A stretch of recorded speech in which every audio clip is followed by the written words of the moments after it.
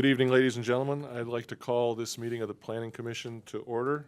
It's Thursday, May 25th, and the time's 7:02. Could I have a roll call, please? Commissioner Lowell, I am here. Commissioner Baker, Here. Commissioner Sims, Here. Vice Chair Corsack, Present. Chair Barnes. Present. Thank you. Commissioner Lowell, could you lead us in the Pledge of Allegiance? Yes, please. Please. Yes, thank you. Start. Read after.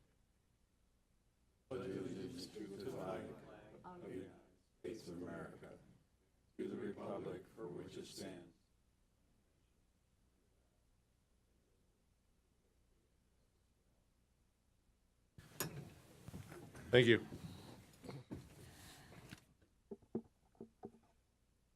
Next item on the agenda is the approval of the agenda for the meeting of April 27th.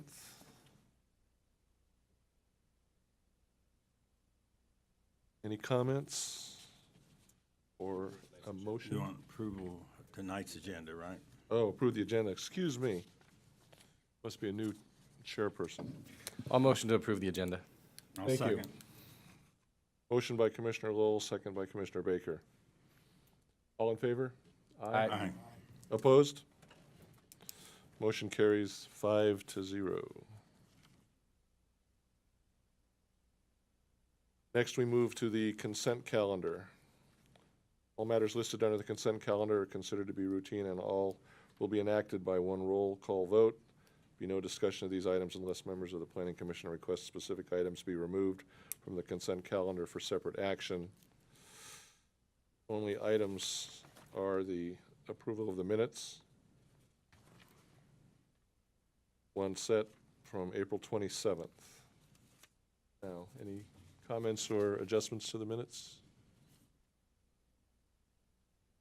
Someone like to make a motion to approve them? I'll make a motion to approve. I'll second. Motion by Vice Chair Korczak and second by Commissioner Baker.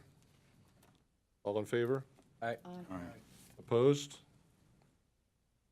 Carries 5-0. Next on the agenda is the public comment portion of the meeting. Any person wishing to address the commission on any matter, either under the public comment section of the agenda or scheduled items or public hearings, must fill out a request to speak form available at the door. Completed form must be submitted to the secretary prior to the agenda item being called by the chairperson. In speaking to the commission, members of the public will be limited to 3 minutes per person, except for the applicant for entitlement. Commission may establish an overall time limit for comments on a particular agenda item.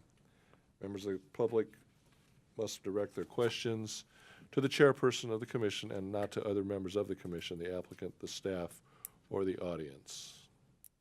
Do we have any public speaker slips? We do. Do you not see them on there? I do not see them on here. Oh, hold it. Maybe I have to be there. Oh. Now I see them. First up, Tom Jarrell Sr.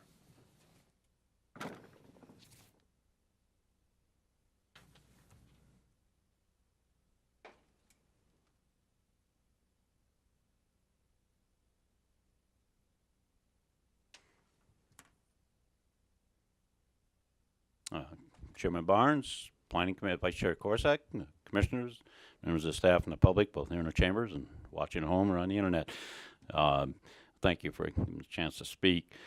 I came tonight, well, for general interest, part of my sport of choice here, but I did want, and I hope I'm not stepping out of bounds, but I got some, I'm going to call it sad news this afternoon that I think a very fine public employee is he's moved on, Mr. Nick Henderson. I'm grateful maybe Alan or Rick can talk about him a little bit. He was functioning as a building official. He started as an inspector. He was senior inspector.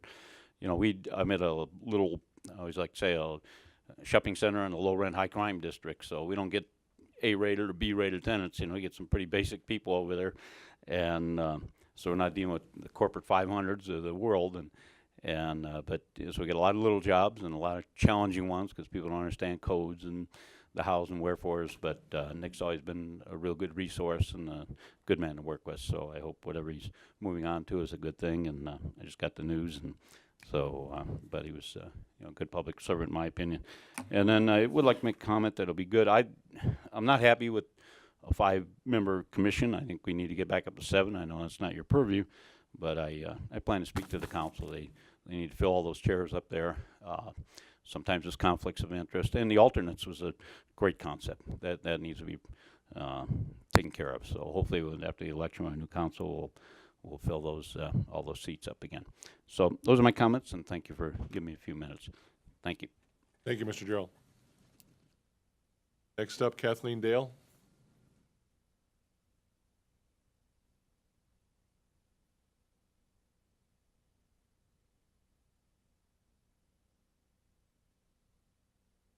Commissioners, I wanted to just address a few general issues regarding your responsibilities and authorities.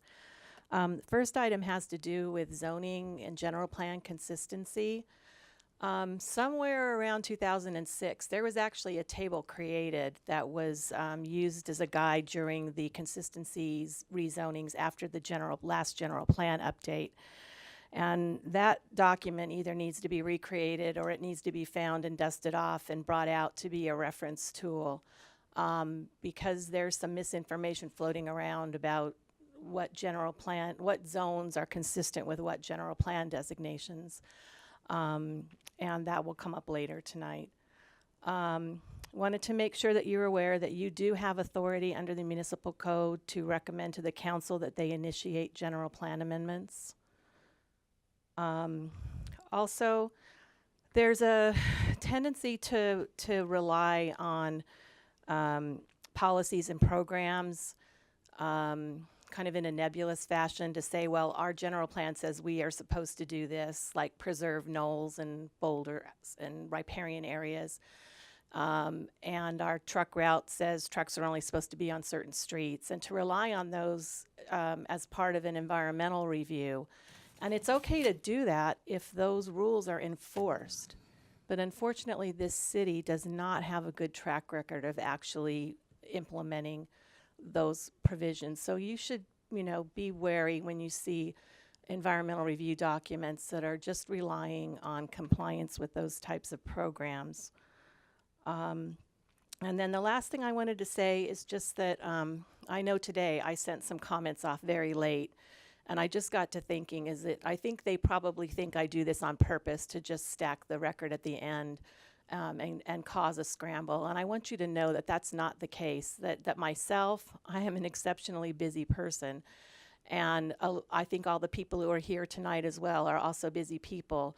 And we don't intentionally hold our comments until the end. But, we only get access to documents a very short time before comments are due.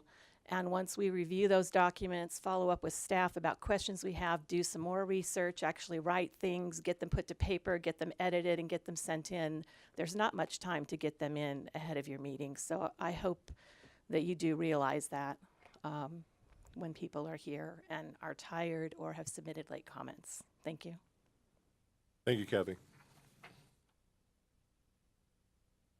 Now we move to a non-public hearing item.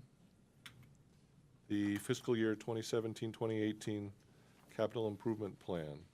We have a report from staff. Good evening, Mr. Chair, members of the Commission. My name is Ahmad Ansari. I'm the Public Works Director and City Engineer. It's time again to bring the CIP document before the Commission.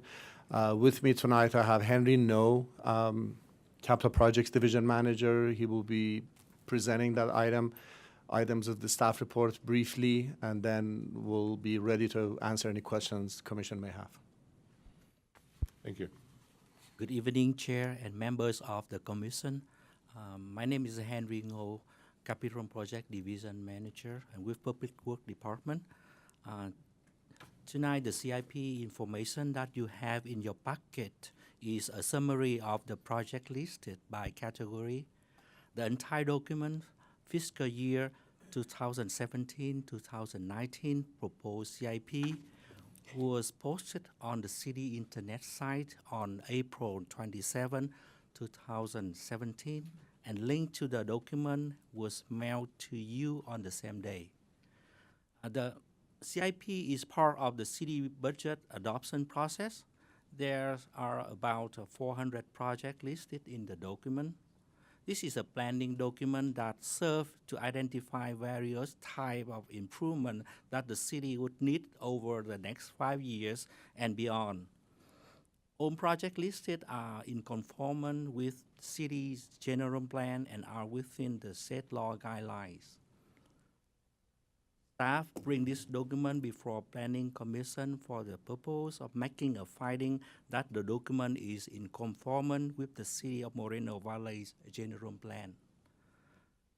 If Planning Commission makes a finding that the document is in conformance with the City of Moreno Valley general plan, the document is scheduled to go before the City Council for the opening and closing of a public hearing and for adoption on June 20th, 2017, which is 26 days from today. Staff therefore recommends that Planning Commission make a finding that the CIP is in conformance with the City of Moreno Valley's general plan. This concludes my report, and I'm available for any questions. Thank you. Thanks. Anyone have any questions?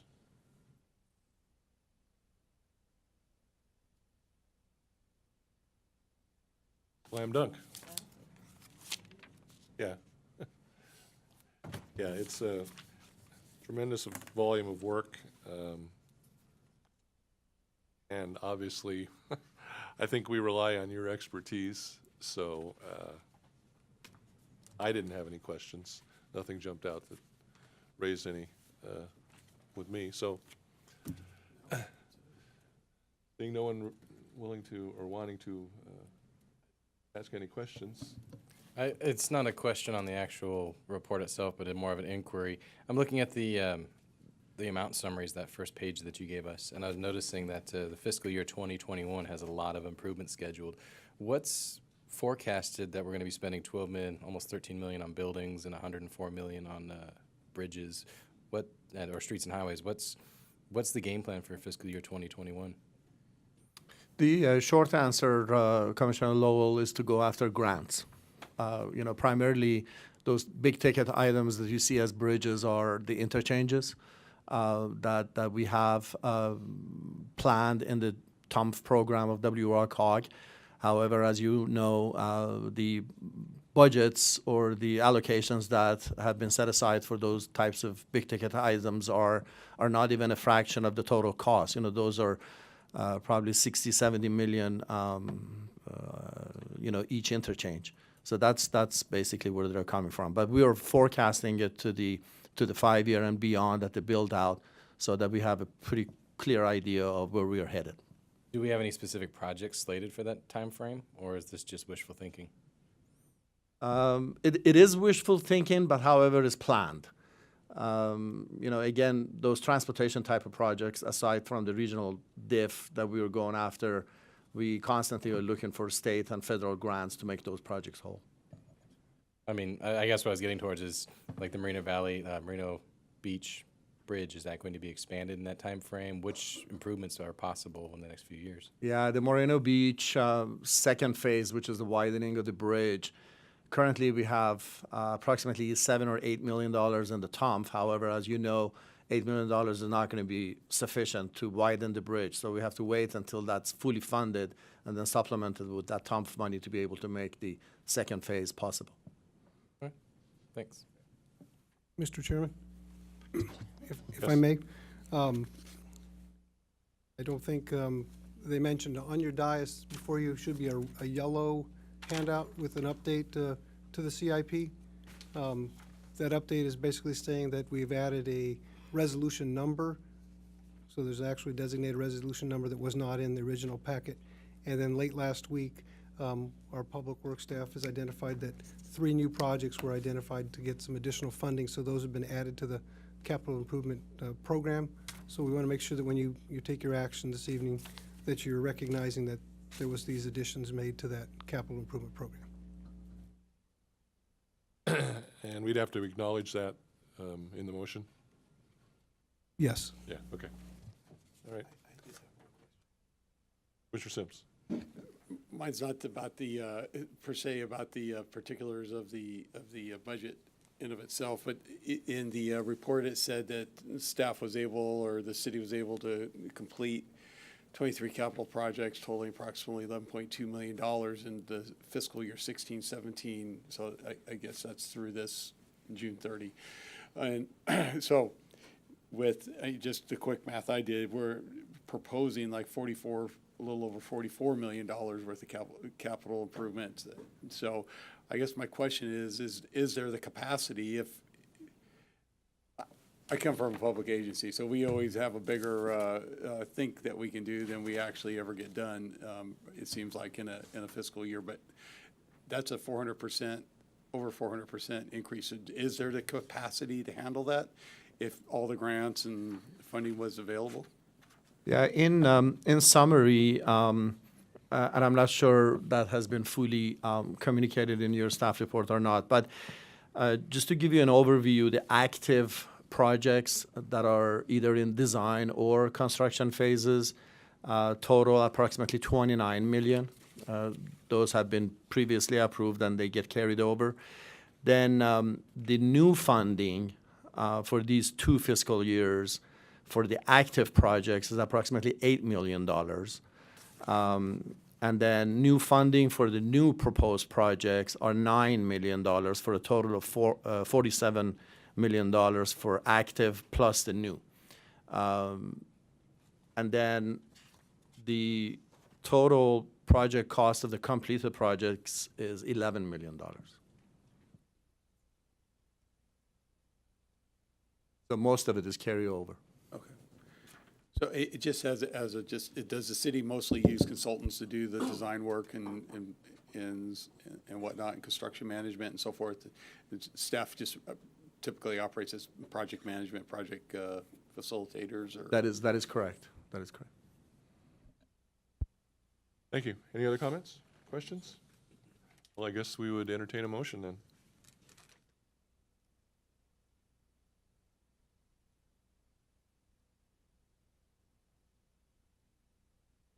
Commissioner Sims? So I would propose that the Planning Commission consider recommending approval of, or approval of adopting resolution number 2017-027, and consistent with the amendments shown on the sheet that we just received today, the yellow sheet, and that we're finding that the fiscal year 2017-2018 and 2018-2019 proposed CIP programs in conformance with the City of Moreno Valley's general plan. Excuse me, Commissioner, if I may interrupt for a sec, just for clarity for the minutes in the record, is the motion to consider the adoption, or is the motion to adopt resolution? Okay, to adopt. Thank you. Thank you, Paul. All right. I have a motion from Commissioner Sims and a second from Commissioner Baker. And I don't know how to activate, or at least it's not working, the electronic voting. So can we have a roll call, please? Oh, there it is. Gonna click the mover, Mr. Sims? Want to click the mover button? Certainly. And the second? Very good. We're up and running. So everyone please vote.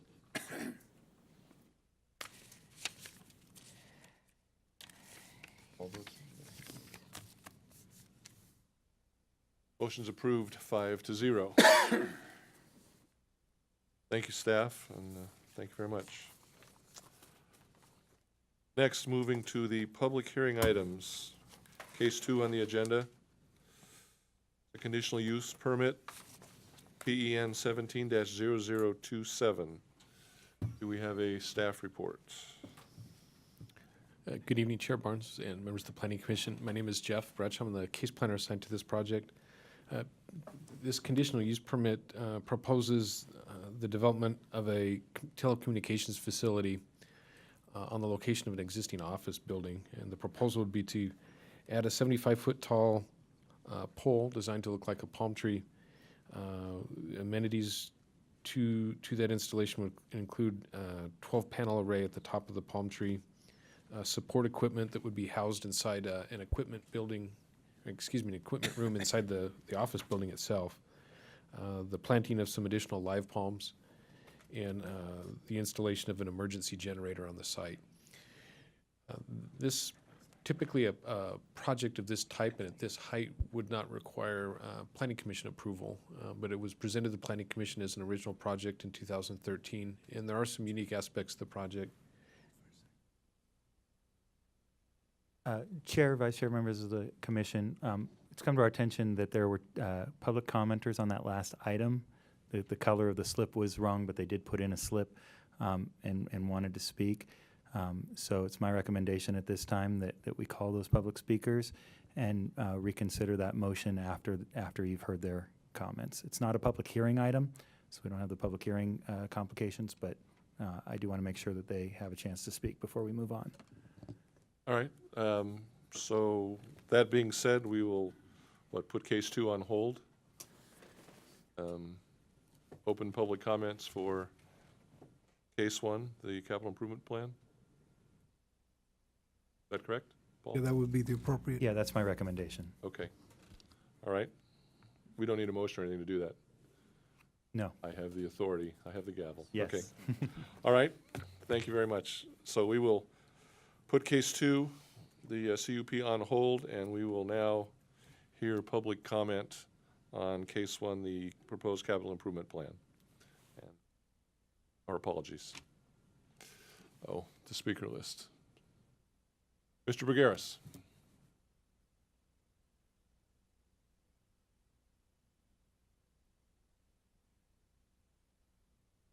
Good evening, Chair, Commissioners, staff, and residents, and our guests. I was glad to hear it pass 5-0. So telling the story makes it a lot easier and fun and enjoyable. There was 500 pages on this item alone, so I had to decide to pick what's best to show the commissioners what they have done throughout the years when we bring development and projects into our city. So page 68 shows pictures of improvement. Page 95 through 104 shows more pictures of before and after of decisions that you make for us in the city when you approve projects. And when those projects and developments are approved, the city generates funding. And when they generate funding, these are the projects that they do for us. So if you go to page 100, it tells you all the projects that have been funded and partially funded. This is what we do in the city of Moreno Valley.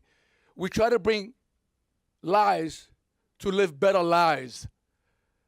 That's what we want to do in the city of Moreno Valley. This is why the staff works hard on behalf of the city and the residents.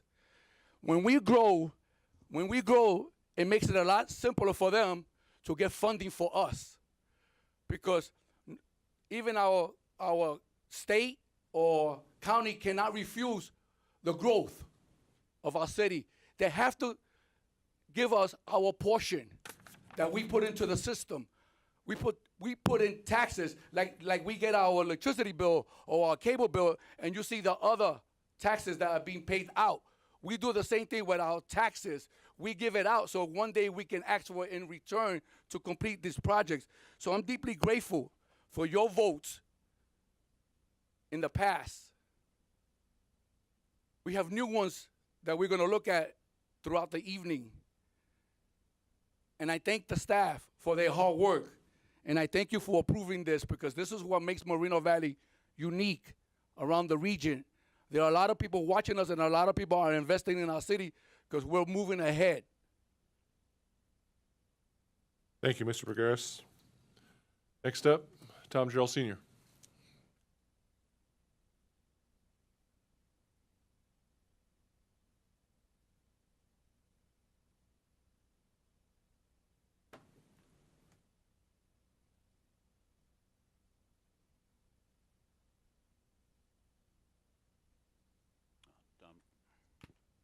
I'm Joe Senior, speaking on behalf of myself and a little bit on behalf of the Sundance Center and Chairman Barnes and Vice Chair Corsack, commissioners and members of the staff and the public, both here in the chambers and watching at home. Thank you for bringing up these public comments. I just before the meeting, I had a chance to speak to Mr. Lewis, and I asked him, it's my understanding this is the first time you've had to deal with this document at the Planning Commission level. Is that correct or incorrect? Has it been? Pardon me?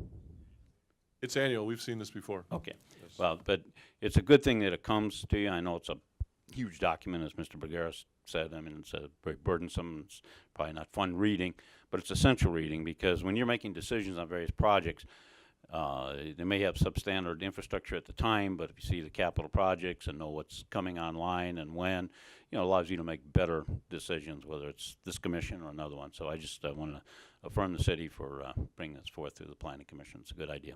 Thank you. Thank you, Mr. Jarrell. Seeing no other speakers on the list, we can now close the public comment period and resume the staff report on public hearing item number 2. I think we need to revote. I don't think a new vote is necessary. It wasn't a public hearing item, and the speakers were favorable to the council's motion in the first place, so I think you're fine to move on to item 2. That's right, you did say that. I apologize. All right, now we will resume the staff report for public hearing item number 2. Mr. Bradshaw.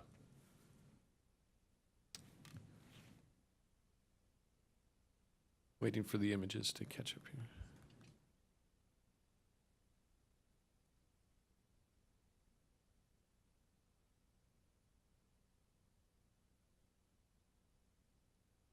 Again, the item before you this evening is a conditional use permit for a telecommunications facility. It's presented to you this evening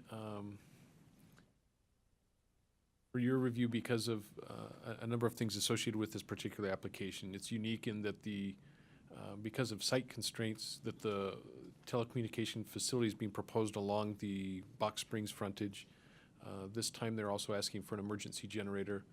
This project was approved by the Planning Commission originally in 2013, and due to circumstances, the approval lapsed before the applicant, AT&T, had the opportunity to construct on this site, and they're still interested in being able to place a facility here. If you look at the propagation maps that were provided with the application, it shows a blank spot or a missing spot in their coverage, and so this is an important location for them.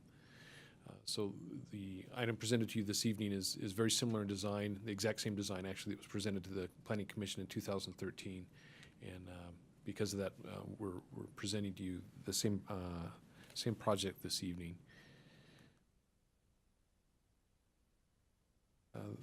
As I stated, the location is somewhat unique. It's located towards the front of the site, near the southeast corner of the building, where it'd be visible from the roadway. The design is a faux palm, and they are proposing to add 2 live palms that would be clustered near the other existing palms there at the corner of the building.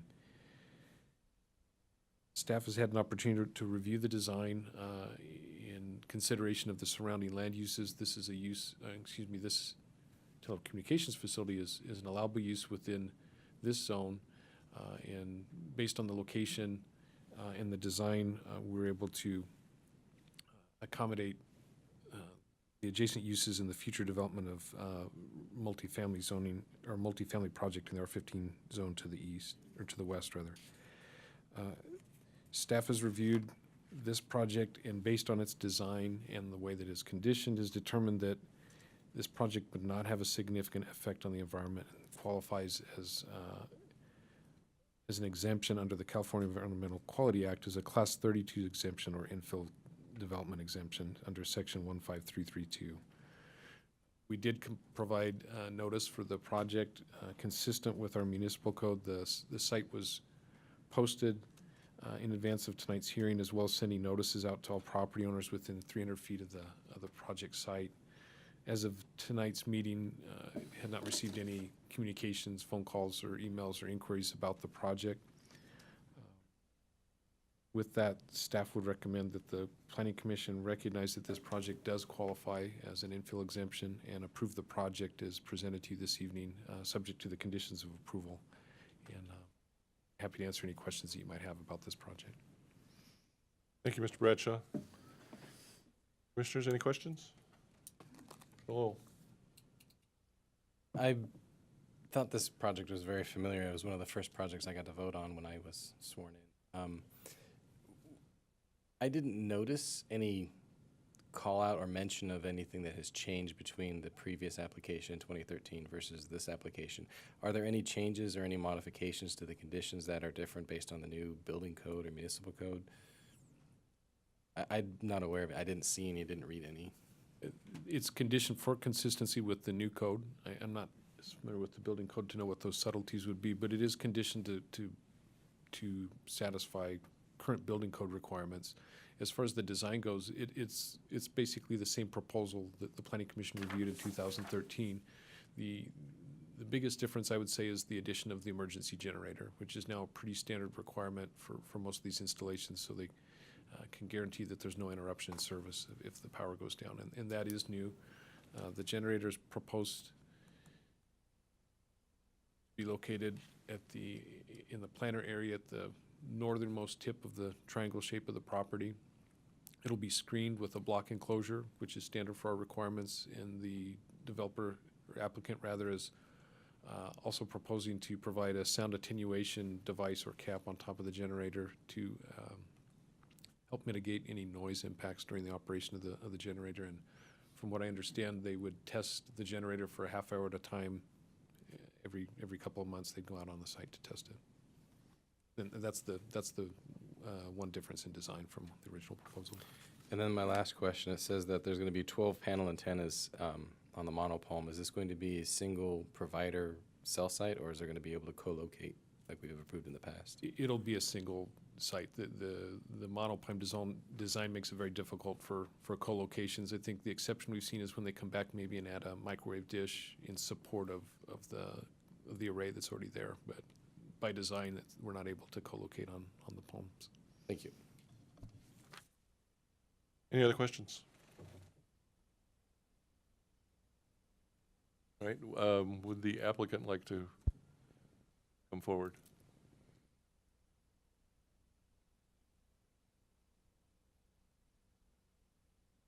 Good evening, Chairman Barnes and Commissioners. My name is Alexis Hadley. I'm here on behalf of AT&T tonight. I don't have anything to add necessarily to staff's comments. I greatly appreciate the swiftness with which this project was processed, but I am happy to answer any questions that you all have. Thank you. Anyone? All right. Don't seem to have any questions. Do we have public speakers?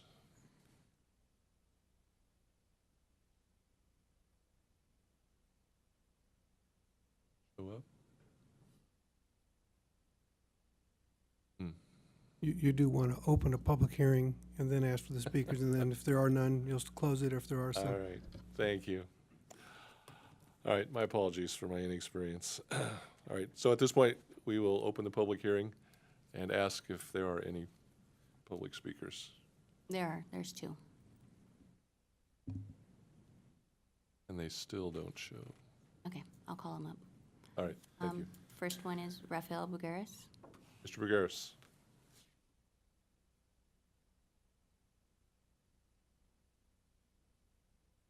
Good evening once again, Chair, Commissioners, staff, guests, and residents.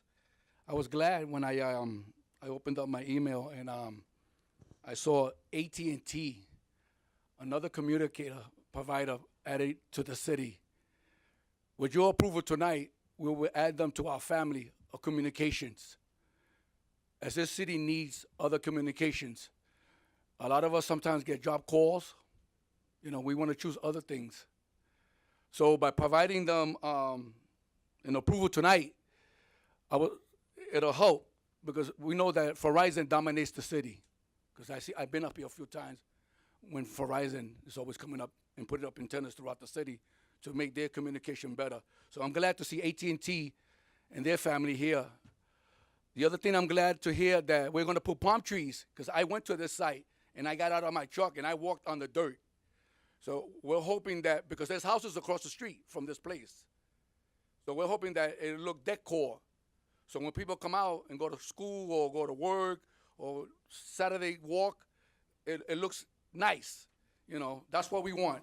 We want to make sure that that corner behind the building on the side of the street looks nice for the residents that live there, because they have to look at this day after day and for quite a while. And the other thing that I hope that whoever is maintaining it, they will cut the weeds, maintain it, make it look good, because the drought has hurt this city tremendously. We have a lot of brown patches throughout the whole city. I mean, if we threw a match, it would light up. I mean, it's pretty bad out there, and I've seen a lot of it. Okay, so I like the project. I like the family coming into the city. I hope it gets approved tonight so we can add more communication to our city. Thank you, Mr. Vergara. Next speaker, Tom Gerald Senior. Gerald.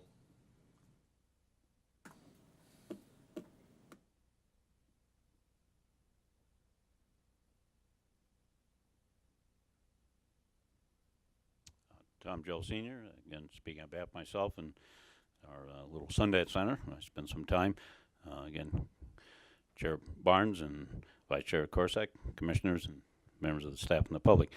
I think I've been across the board supportive of just about any communication infrastructure. You know, the technology has changed, and I don't have to tell everybody in this room knows that the world is cell phones. You know, I was at the Office Depot earlier, and that they got a little fax machine in there. That thing's people all day long on it.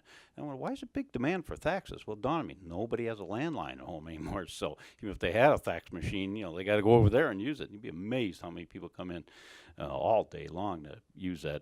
So so it tells me people are going, you know, wireless, and you know, it can be a mixed blessing. I'd like to see every house wired for public safety issues, but nevertheless, it's something we depend on. And I don't have a landline in my home, and so I'm always very supportive. It's a public safety issue. You know, I live up in the Sunnymead Ranch, east of here. This won't benefit us, and I'm with Sprint, but the reception up there is beginning to be non-existent. I mean, I don't even try to make calls anymore until I get down the hill, and I'm getting a lot of drop calls down the hill. So, in short, I'm always happy to support any legitimate company, you know, expanding their infrastructure, bringing it into the city, just for the public safety issue. And on that subject, I really encourage the leaders of the city, which you are part of, to use the bully pulpit to encourage these providers, these service providers, major companies, to expand their service. You know, Verizon, you know, not with them, they are here a lot, and they do, you know, have done a lot. So I'm glad AT&T is expanding, and so I just want to share that. So thank you. Thank you, Mr. Gerald. Any other public speakers? No, that's it. Thank you very much. All right, since we have no additional public speakers, we will close the public hearing and entertain any questions of the commissioners to staff or the applicant. You did, she spoke after the staff report. All right. Would the applicant like to comment on anything that came out during the public hearing portion?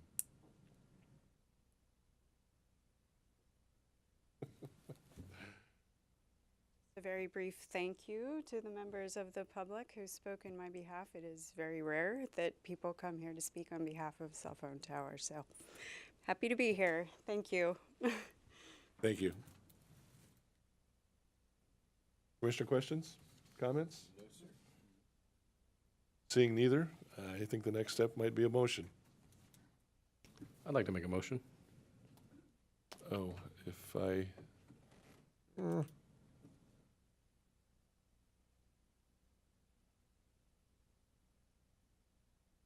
have a motion by Commissioner Lowell. I'd like to make a motion that the Planning Commission approve resolution number 2017-25 and thereby recognize that the conditional use permit PEN 17-0027 will not have a significant effect on the environment and is therefore exempt from the provisions of the California Environmental Quality Act, CEQA, as a Class 32 categorical exemption. CEQA Guidelines Section 15332 for infill development per CEQA Guidelines Section 15301, and 2, approve conditional use permit PEN 17-0027, subject to the attached condition of Commissioner approval. Lowe, sorry to interrupt you. There's a typo in the way that's written, so as it closes, it should really be section 15332 again. And that's the end of It's the very first one? last line of what you just read. So let me amend that motion. So that would be section 15332 for infill development per CEQA guidelines, section 15302? 332. 332, so it's in both places, 332. And 2, approve conditional use permit PEN 17-0027, subject to the attached conditions of approval as Exhibit A. Thank you, Commissioner Lowell. A second? I'll second. Commissioner Baker has seconded. Please vote.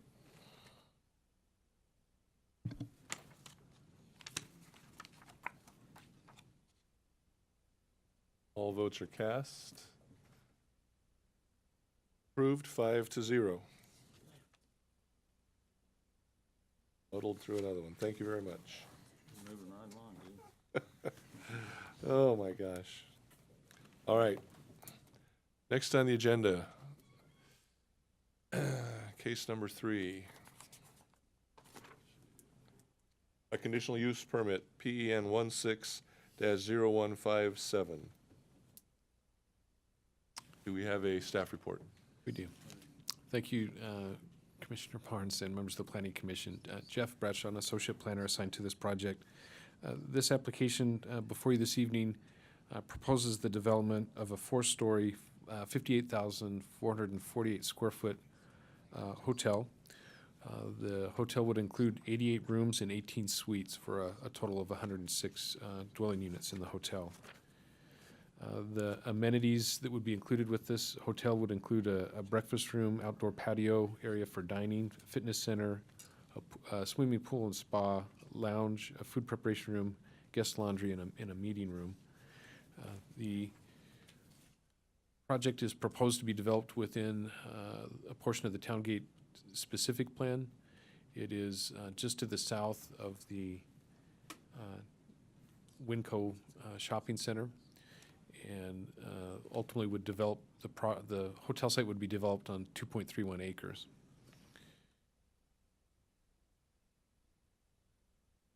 This will probably be a more confusing explanation than is actually warranted. The project is currently comprised of 2 parcels, as you can see in this exhibit, and they're oriented in north-south fashion. The proposal for the development is to, through a lot line adjustment, develop on 2.31 acres, which would be the north half of those 2 parcels. That lot line adjustment has been approved by the city, certified rather, in the document recorded as of April 11th. So the 2.31 acre site is now an existing parcel, and it's the north portion of the exhibit that you see there. What that results in is a 1.74 acre vacant parcel with frontage along eucalyptus that would be developed by a different property owner at a future date. So the hotel would be proposed to be developed in this manner. Access would be through existing driveways off of eucalyptus, with this project providing or satisfying required parking on the site. The developer worked with us to satisfy pedestrian connections as well. It was important that we find a way to have people staying at this hotel have a safe way to connect to the shopping and the restaurants to the north, and to continue to provide access to residents from across the street to the south. And so PED connections are part of the design and part of the conditions of approval for this project.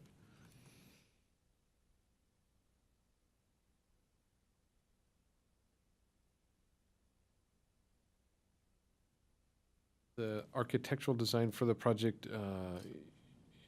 includes details that help break up the long access and the ends of the building. The developer also worked with us to provide a more established or prominent entrance along the north elevation. The building's oriented, the primary entrance oriented towards the south, towards eucalyptus, but we also wanted to make sure that there was a identifiable entrance on the north side where people might come from shopping in the restaurants. The other design elements include the variation in the roof line, cantilevered roof elements, and exterior finish that includes roof tones and a combination of stone and tile, glazing and other fascia treatments.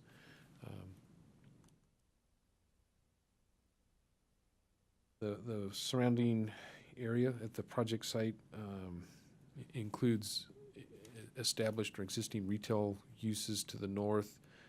The quarter project, which was recently approved, proposes hotel development as well, along with some retail and a service station. And so this use really is compatible and consistent with the retail development that has occurred to the north and to the west.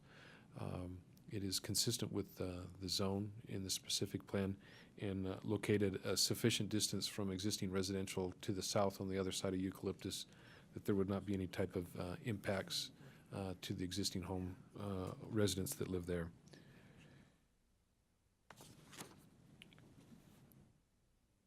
Project as designed and conditioned would not result in a significant impact on the environment. Staff has reviewed the project and determined that the project at this location qualifies for an exemption under the California Environmental Quality Act as a Class 32 or infill exemption under Section 15332 of the California Environmental Quality Act guidelines.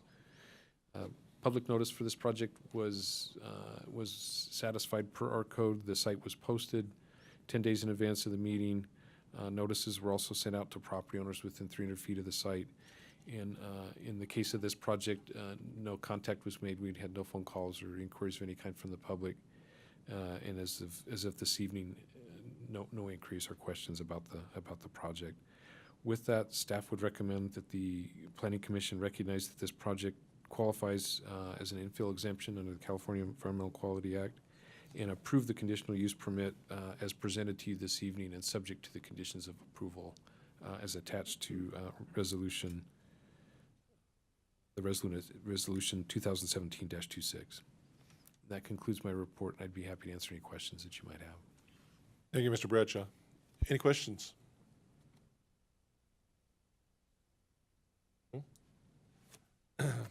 I have one. I recall seeing a condition that stated that the pedestrian access would be provided down the east side of the property.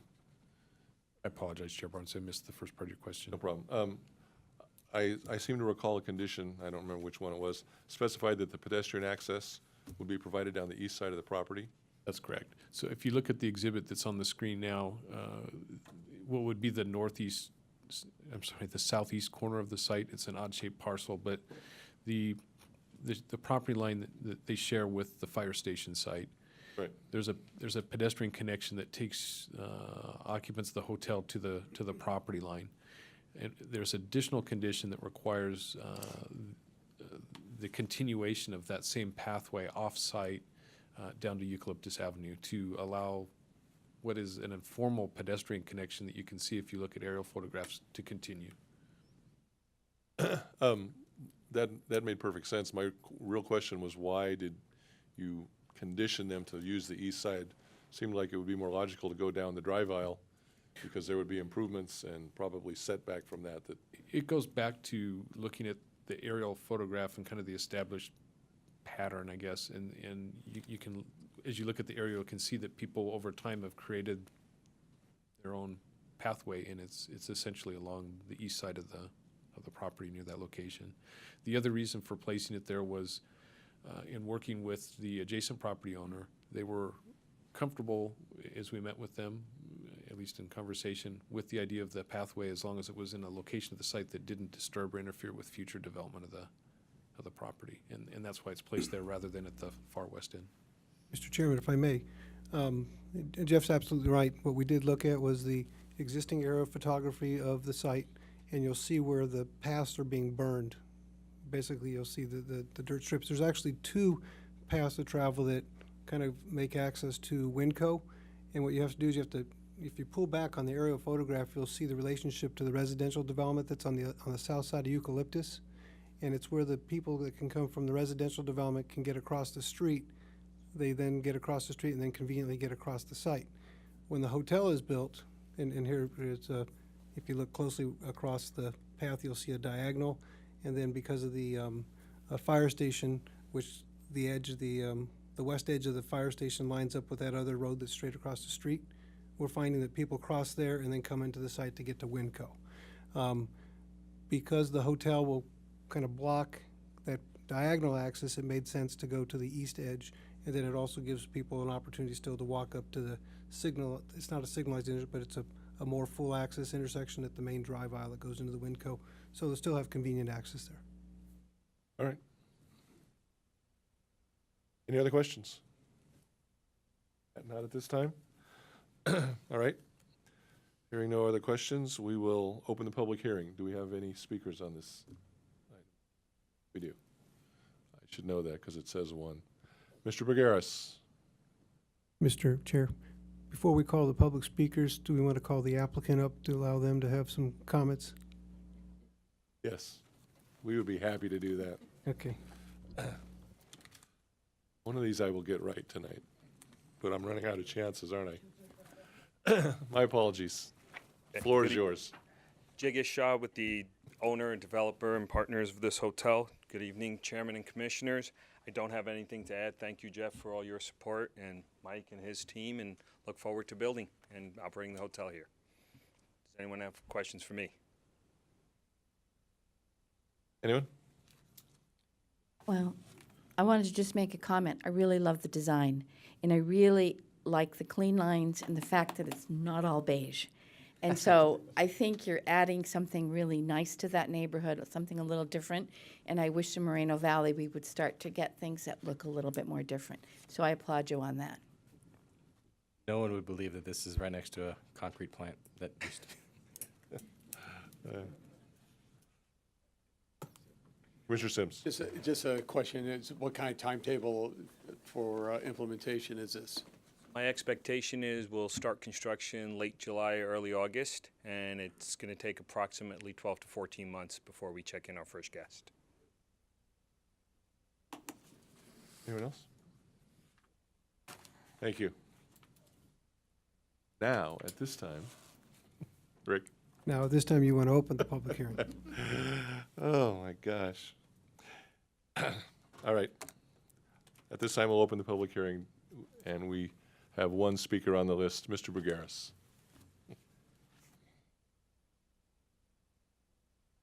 Thank you again, Chair, Commissioners, staff, guests, and our residents. It's a joy to know that we have one of the big corporations in our country, the Marriott, considering Moreno Valley to do business in. That's a privilege. We have worked very hard to clean our image in our city. And I thank the commissioners and the staff and the residents for being partakers of that, because it takes all of us to take this train forward. When I went to look for this development, I went north, went south, and I said to myself, and when I got to Eucalyptus and Day Street, I said, how can this be?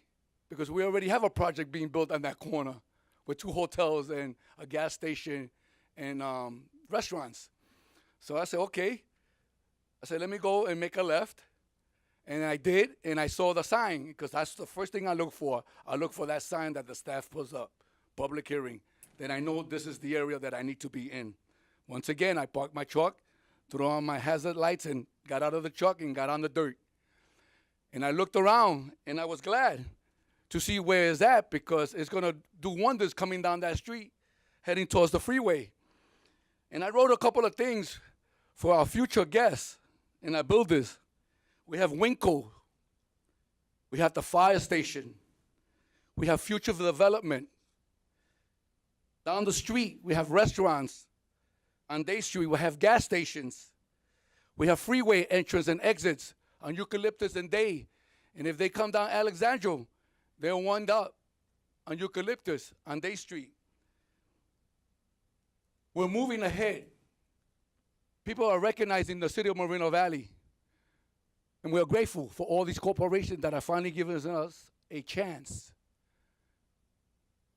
I hope this project gets approved tonight, because we can use the additional jobs that it brings, because we know hotels don't get cleaned by themselves, and it'll bring revenue to the city, and it'll bring those additional taxes that got approved by the residents in November. So we're finally moving ahead. Like Mrs. Corso mentioned, it's a beautiful design. It is. When you really look at it, it's well put together. It's going to be in a beautiful area. And I believe that the houses and the apartments that are across the street from this place can put their relatives in there so they don't have to have, that extra room in their house. So thank you so much, Marriott, for considering Moreno Valley. Thank you, Mr. Bergeras. Would the applicant like to respond to anything that he heard? Perfect. All right. With that, we will close the public hearing and entertain questions or discussion from the commission. Any comments? I think it's a good project. Probably need to move forward with this. I also think it's a good project. I'm excited to see development in that part of town. That part of town really needs some help. Everything that goes in improves Edgemont, improves the Box Springs Water District, improves Eastern, improves the whole area. And I'm glad people are willing to put some money into that part of town. And I look forward to you guys coming to town. Anyone else? I agree. Seems very well thought out. Nice project. Fits the location well. I think it's ideal. So with that, anyone would like to make a motion? Make a motion. Sorry. No, it isn't. It's way complicated. I may call in sick next week, so Vice Chair Korzak can handle that.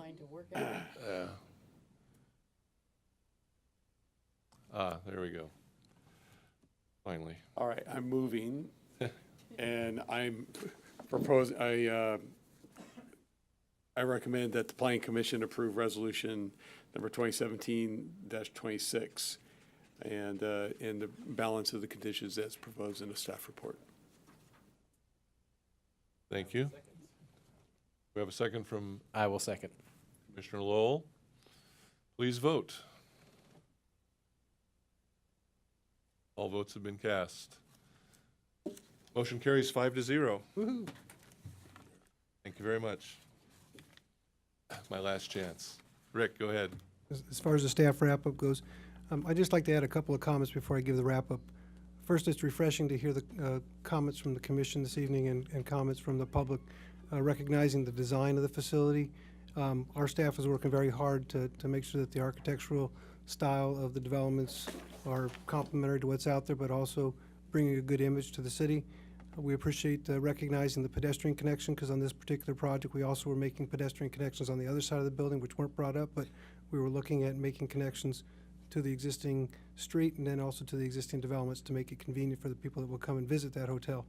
I want to appreciate the effort from Mr. Shaw and his team. They were very accommodating, working with us. We try to push this through in an expedited fashion.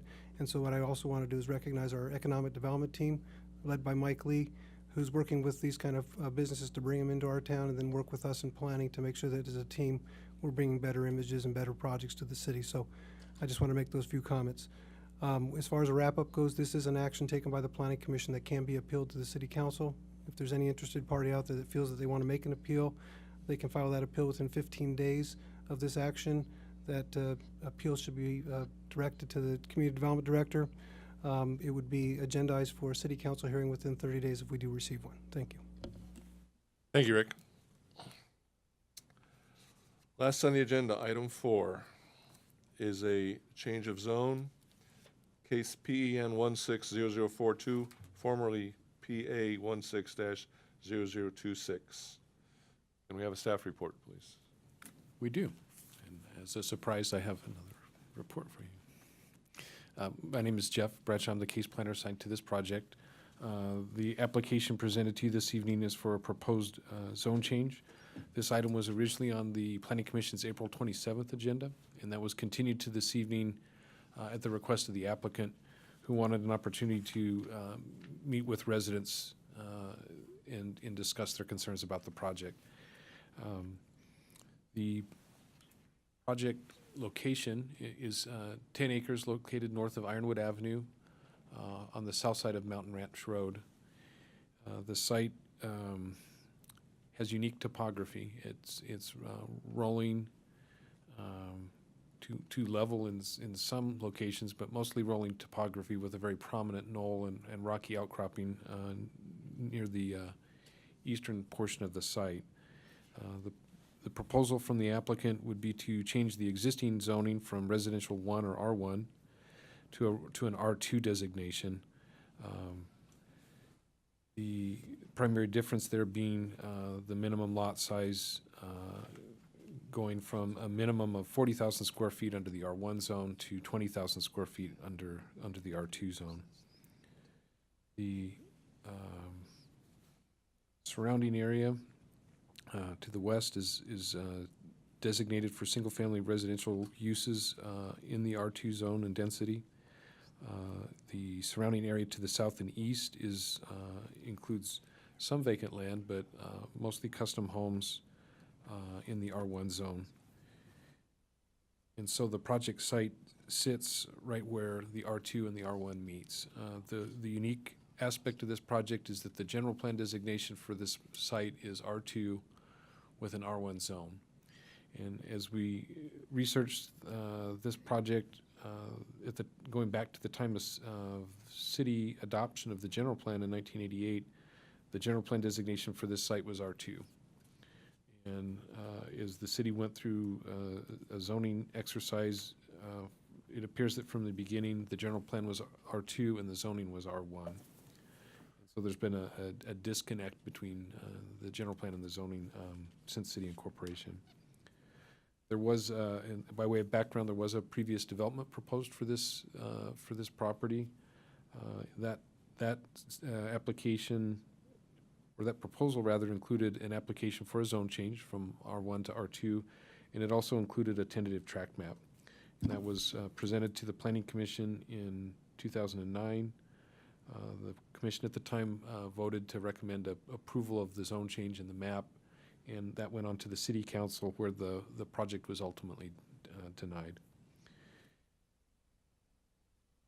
This project was presented to you this evening after going through a review process with staff. We reviewed the proposed zone change and requested some information from the developer in the way of a trip generation analysis, which was provided. Once we had an opportunity to review that content and had an opportunity to prepare an initial study for the project, it was then scheduled for a public hearing in April. Through the preparation of that initial study, it was determined by staff that the project, the zone change, in and of itself would not result in a significant effect on the environment. The trip generation evaluation that was prepared for the project demonstrated that a full traffic study was not required for the project based on the low traffic generation forecasted for build-out of this future build-out of the project under an R2 density. And that document was notice, rather, of the availability of that document was published in the paper 20 days in advance of the April 27th hearing date. Again, for this project, staff worked to satisfy the city's municipal code requirements for notification of a hearing.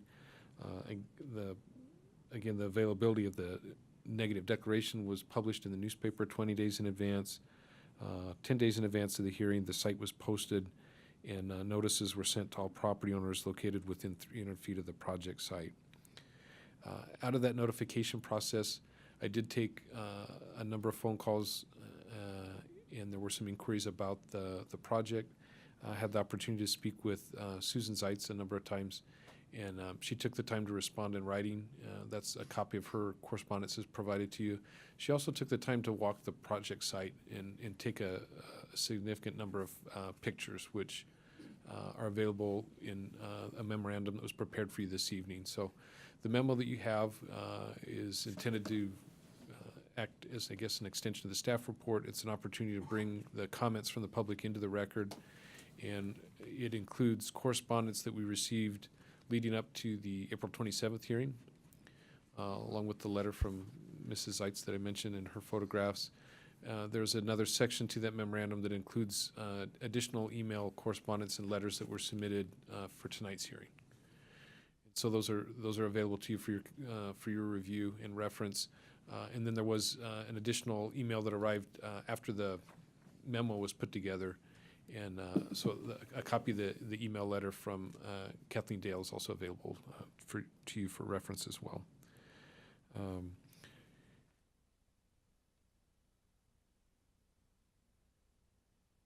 I think it's important to acknowledge some of the comments. I want to go back through some of the comments and relate to you some of the concerns, and then I know there's people here that will more appropriately speak for themselves. But I think one thing it is important to acknowledge is that the surrounding properties, especially to the east, are not all vacant, like described in the staff report. There are undeveloped or open areas to the east that are part of custom home lots in the R1 zone. Some of the concerns stated by the residents are very similar to concerns raised during the 2009 public hearing process. Concerns with changes to quality of life, concerns over additional traffic that might be generated by the potential of doubling the density on this site, concerns about loss of a zone that would allow for animal keeping.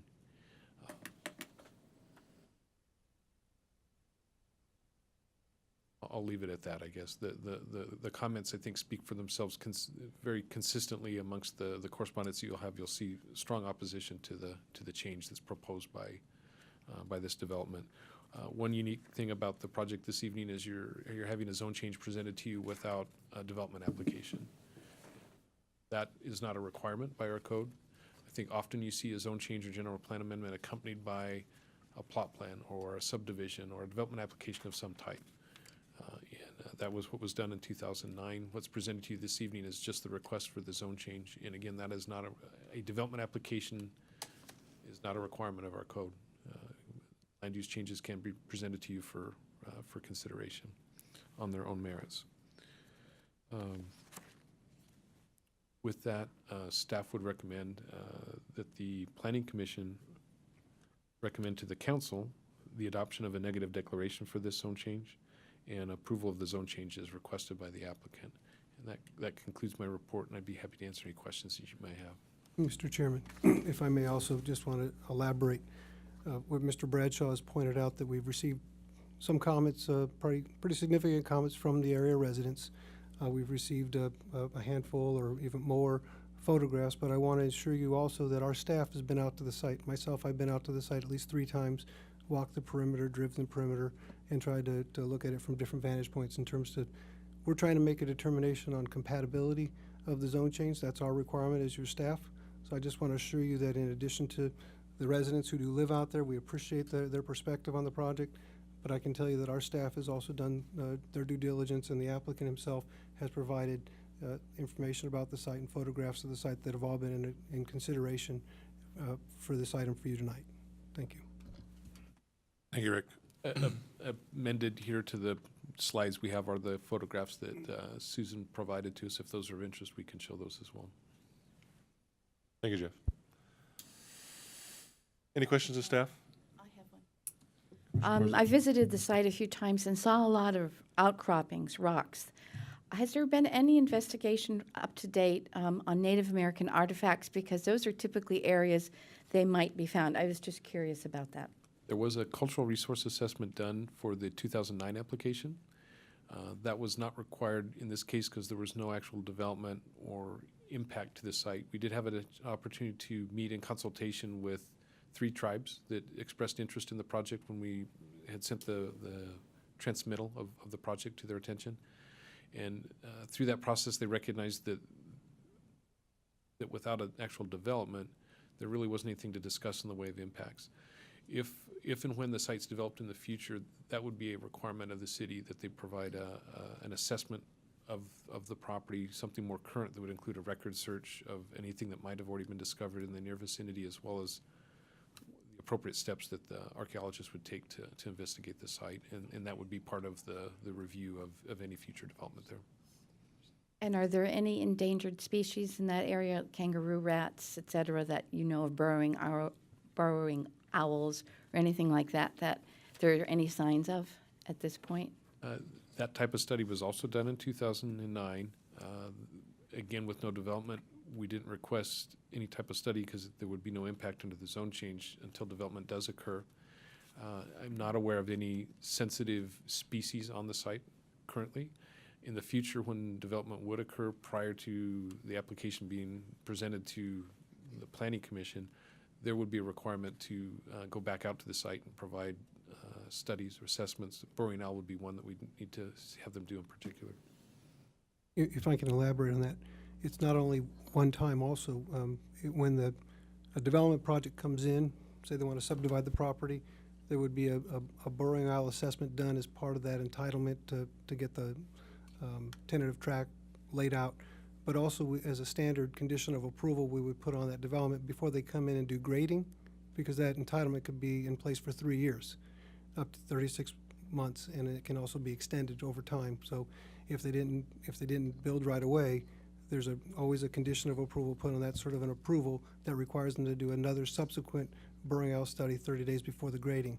So that's a standard practice, and so it's not that it hasn't been a careful consideration with this development. Any other questions? On the, is this proposed to be on septic systems, or would there be a public sewer built to, or is that undetermined at this point? As Mr. Bradshaw is indicating, it's kind of sounds like a broken record. There actually is no development plan associated with this, no map. We can tell you, and we can refer back to the 2009 or 2008 application. There was a proposed sewer connection, but we don't know that that's going to be the case until he submits a new application. So we do have evidence that there was consideration for a sewer in the past, but we don't have an application on file to confirm that that would be the case today. Anybody else? I have a question. In the background section of the staff report, the second half of the second paragraph, it says the government code further states that in the event that a zoning ordinance becomes inconsistent with a general plan by reason of amendment to the plan or to any element of the plan, zoning ordinance shall be amended in a reasonable time so that it is consistent with the general plan as amended.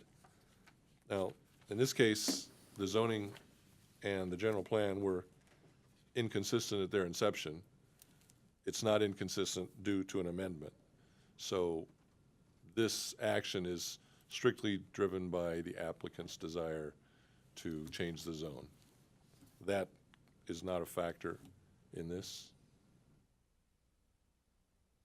It's my understanding that you're correct in that it has been inconsistent since inception, since the general plan and the zoning documents were first created. But I believe as part of the last project that came in, there was an interest to try and make it consistent. There was some consideration in the 2006 general plan update, I believe, to address this issue of consistency. And in each instance, there had been no change made, so it's remained inconsistent all along. But I believe there has been previous attempts to bring into compliance. Correct me if I'm wrong. Yeah, and that's my concern as well. There have been changes to the general plan and to the zoning atlas as well. So whether or not this particular parcel has been touched or not, there are inconsistencies would need to be addressed. That does not necessarily mean that the zone has to be changed. The general plan could be changed to be consistent with the current zoning map and alleviate the problem in the same manner. All right. I just wanted to be clear that this is strictly driven by the applicant's desire, not by the city's mandate based on the government code to make the general plan and the zone conform. That's correct. This is an application driven by a private property owner. All right. That was all. Just minor clarification. Anybody else? Oh. Yeah.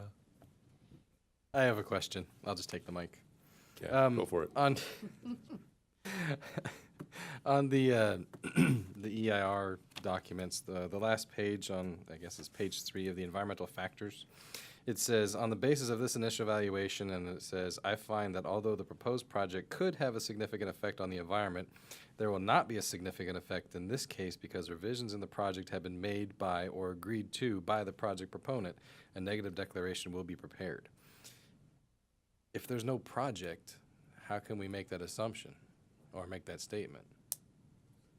The zone change is a project.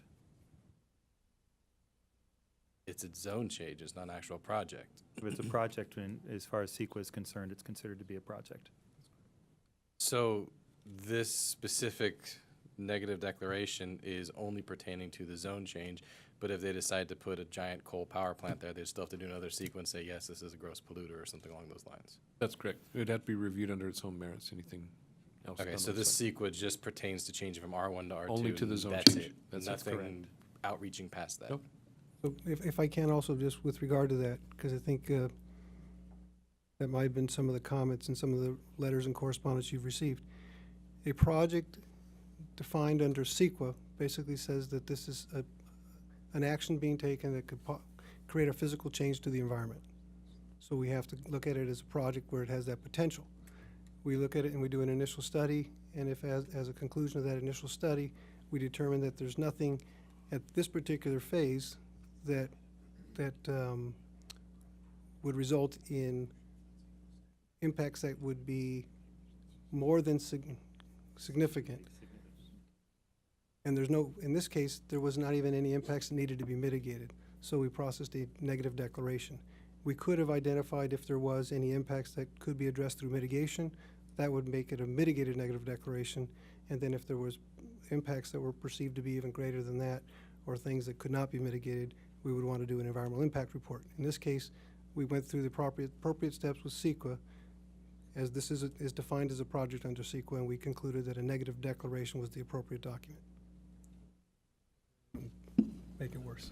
Just one clarification for the record. I think with regard to the section of page 3 that you were referring to, we should delete the words because revisions in this project have been made. There haven't been revisions to the project because the project is the change of zone.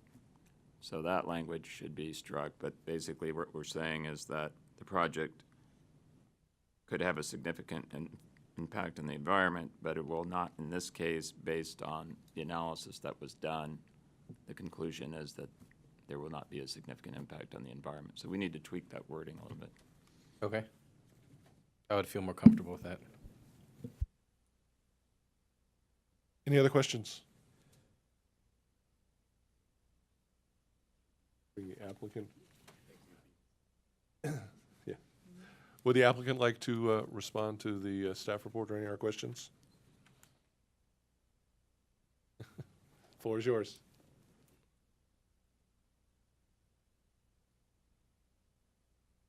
Commissioners, public, City of Moreno Valley. Nobody can hear me? Okay.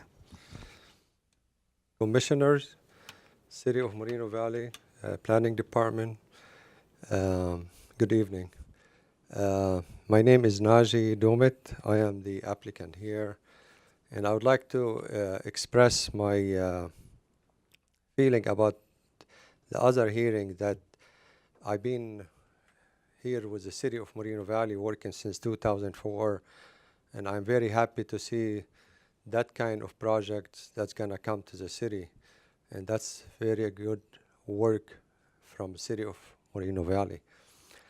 And also it's gonna bring employment, and it's gonna bring higher wages, people to the city. So tonight I will discuss the proposed zone change and the benefit of it. As you may know already, the project is approximately 10 acres, currently zone R1. However, the general plan is designated R2. I am proposing a zone change from R1 to R2 as per north and west side of the property. The benefit of the changes will increase the neighborhood real estate value by adding upscale home. It will widen the street on Mountain Ranch Road from 1 lane to double lane. We will build semi-custom home to meet the demand for a new home due to the creation of a new job and higher wages in the city of Moreno Valley. More home will benefit the city and it will increase the level of employment, and keeping undeveloped land will not benefit anyone except the weed abatement company. The hearing was supposed to be on April 27 last month, and due to the phone call and opposing from some of the neighbor, we continue it till this month. And I did send a letter to the within the 300 feet radius of the property to the residents to meet and discuss the zone changes and listen to their concern in order to have a better understanding to how to develop the property. And residents' concern were as per following: the traffic. So the proposed change was analyzed by Urban Crossroad, and the R2 zoning will only generate 7 more AM peak hour trip and 10 more PM peak hour trip than the current R1 zoning plan. In regard to the rural environments, we discussed the potential to keep the east side of the property to minimum of 1 acre, 1 story, to preserve the large boulders regardless if the zone designated to R1 or 2. So we can keep the east side on minimum 1 acre. The new custom home will be built in a design that complement the neighborhood and in the latest style. In regard to the animal right, by setting back the new home and utilizing fences and hedges in the future plan, the new development will be designed to not interrupt neighborhood with animal or their privacy. Tonight, I am asking the city to approve the zone change. Thank you. Thank you, Mr. Dumas. Commissioner Lowell. I have a question for you, sir. You're giving descriptions of development and houses and semi-custom homes and widening the road, but the application tonight is just a change of zone. Why did you choose to apply for a change of zone and not submit an application for a development at the same time? Well, the zone change will affect the development.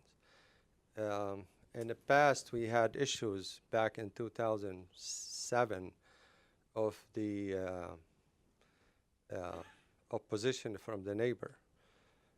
This time, I reached out to them, and by listening and hearing their concern, I was able to propose these ideas by keeping the east side of the property as in minimum 1 acre development per each house, just to give them the privacy and the security of it.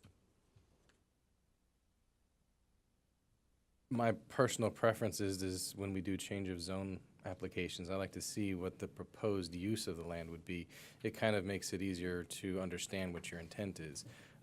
A change of zone on its face it seems kind of like half of an idea. So you seem to have a pretty sound idea and dream of what you want to do.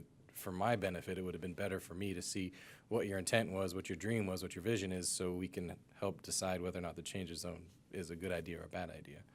So it's just kind of hard to understand what's going on without seeing a map or without a plan. I tried to put it in words how it's going to be by widen the street, preserve the boulders on the property to keep the looks of it, by minimizing the size or maximizing the size of the properties per lot on the east side.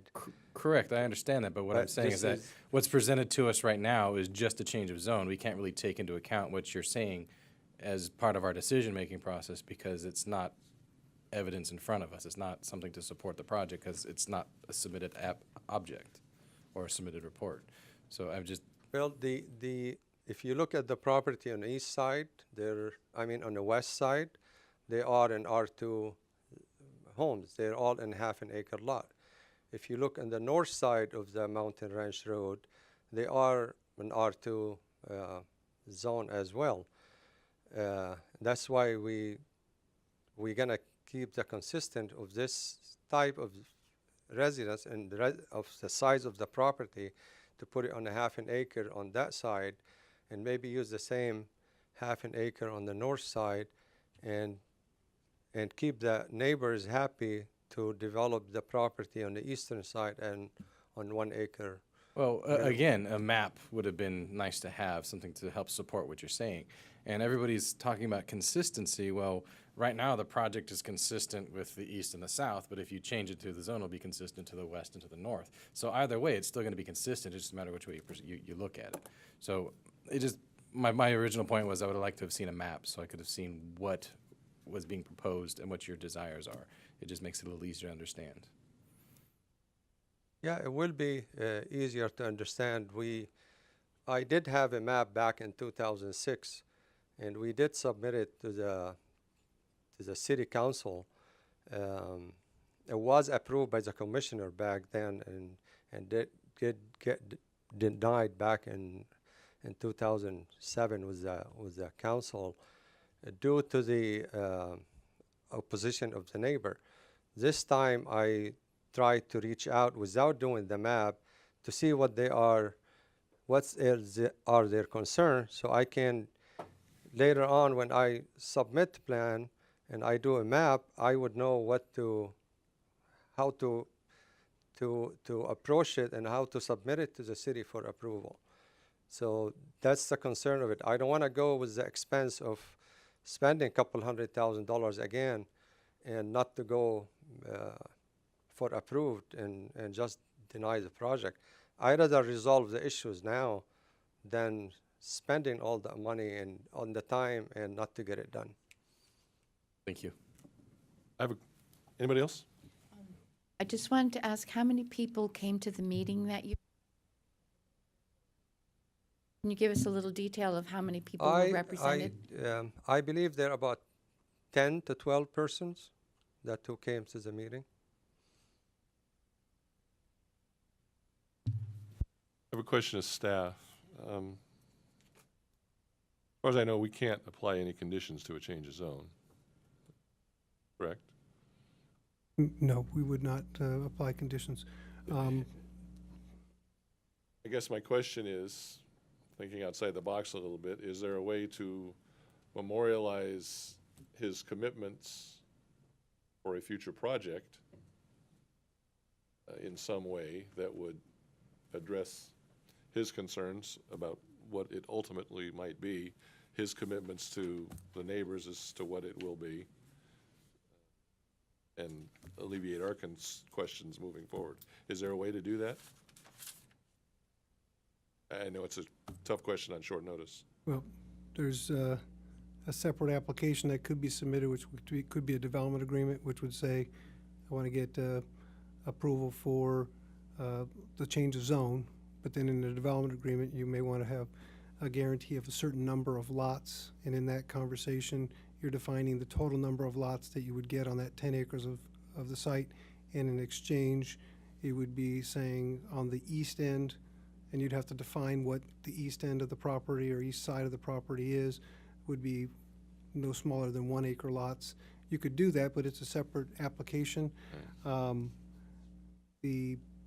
The reality of if you look at the site and you go back, and I know it's not an application that's before us, the previous map that he had submitted, most of the properties on the east side were going to be larger lots anyways because of the rock outcroppings that have already been identified and just some of the physical constraints or challenges on the property. There's not an easy way to to carve it up into something smaller than 1 acre lots. And I think if you looked at that previous map, that's what you'd see. I attended the community meeting the other night, it was last week. There was about 10 or 12 people. There was some discussion about the previous application was only going to achieve 14 lots. And then some of the conversation with the community was talking to the applicant here about possibly reducing that down to 12 lots. If you were to carve it up the way they're talking about with 1 acre lots on one side. So we've already evaluated a worst case condition, just breaking a 10 acre lot down into half acre lots. We've assumed up to 20, but in reality, what's already been discussed and presented out there is probably going to be 14 lots or less. And so if the commission wanted to go through another process, we'd have to ask the applicant if he wanted to submit something like a development agreement to kind of memorialize things. The other thing I would offer is, in my experience, it's not uncommon for an applicant to come in and do a zone change before they submit for a map or a plot plan, because there is a lot of expense involved.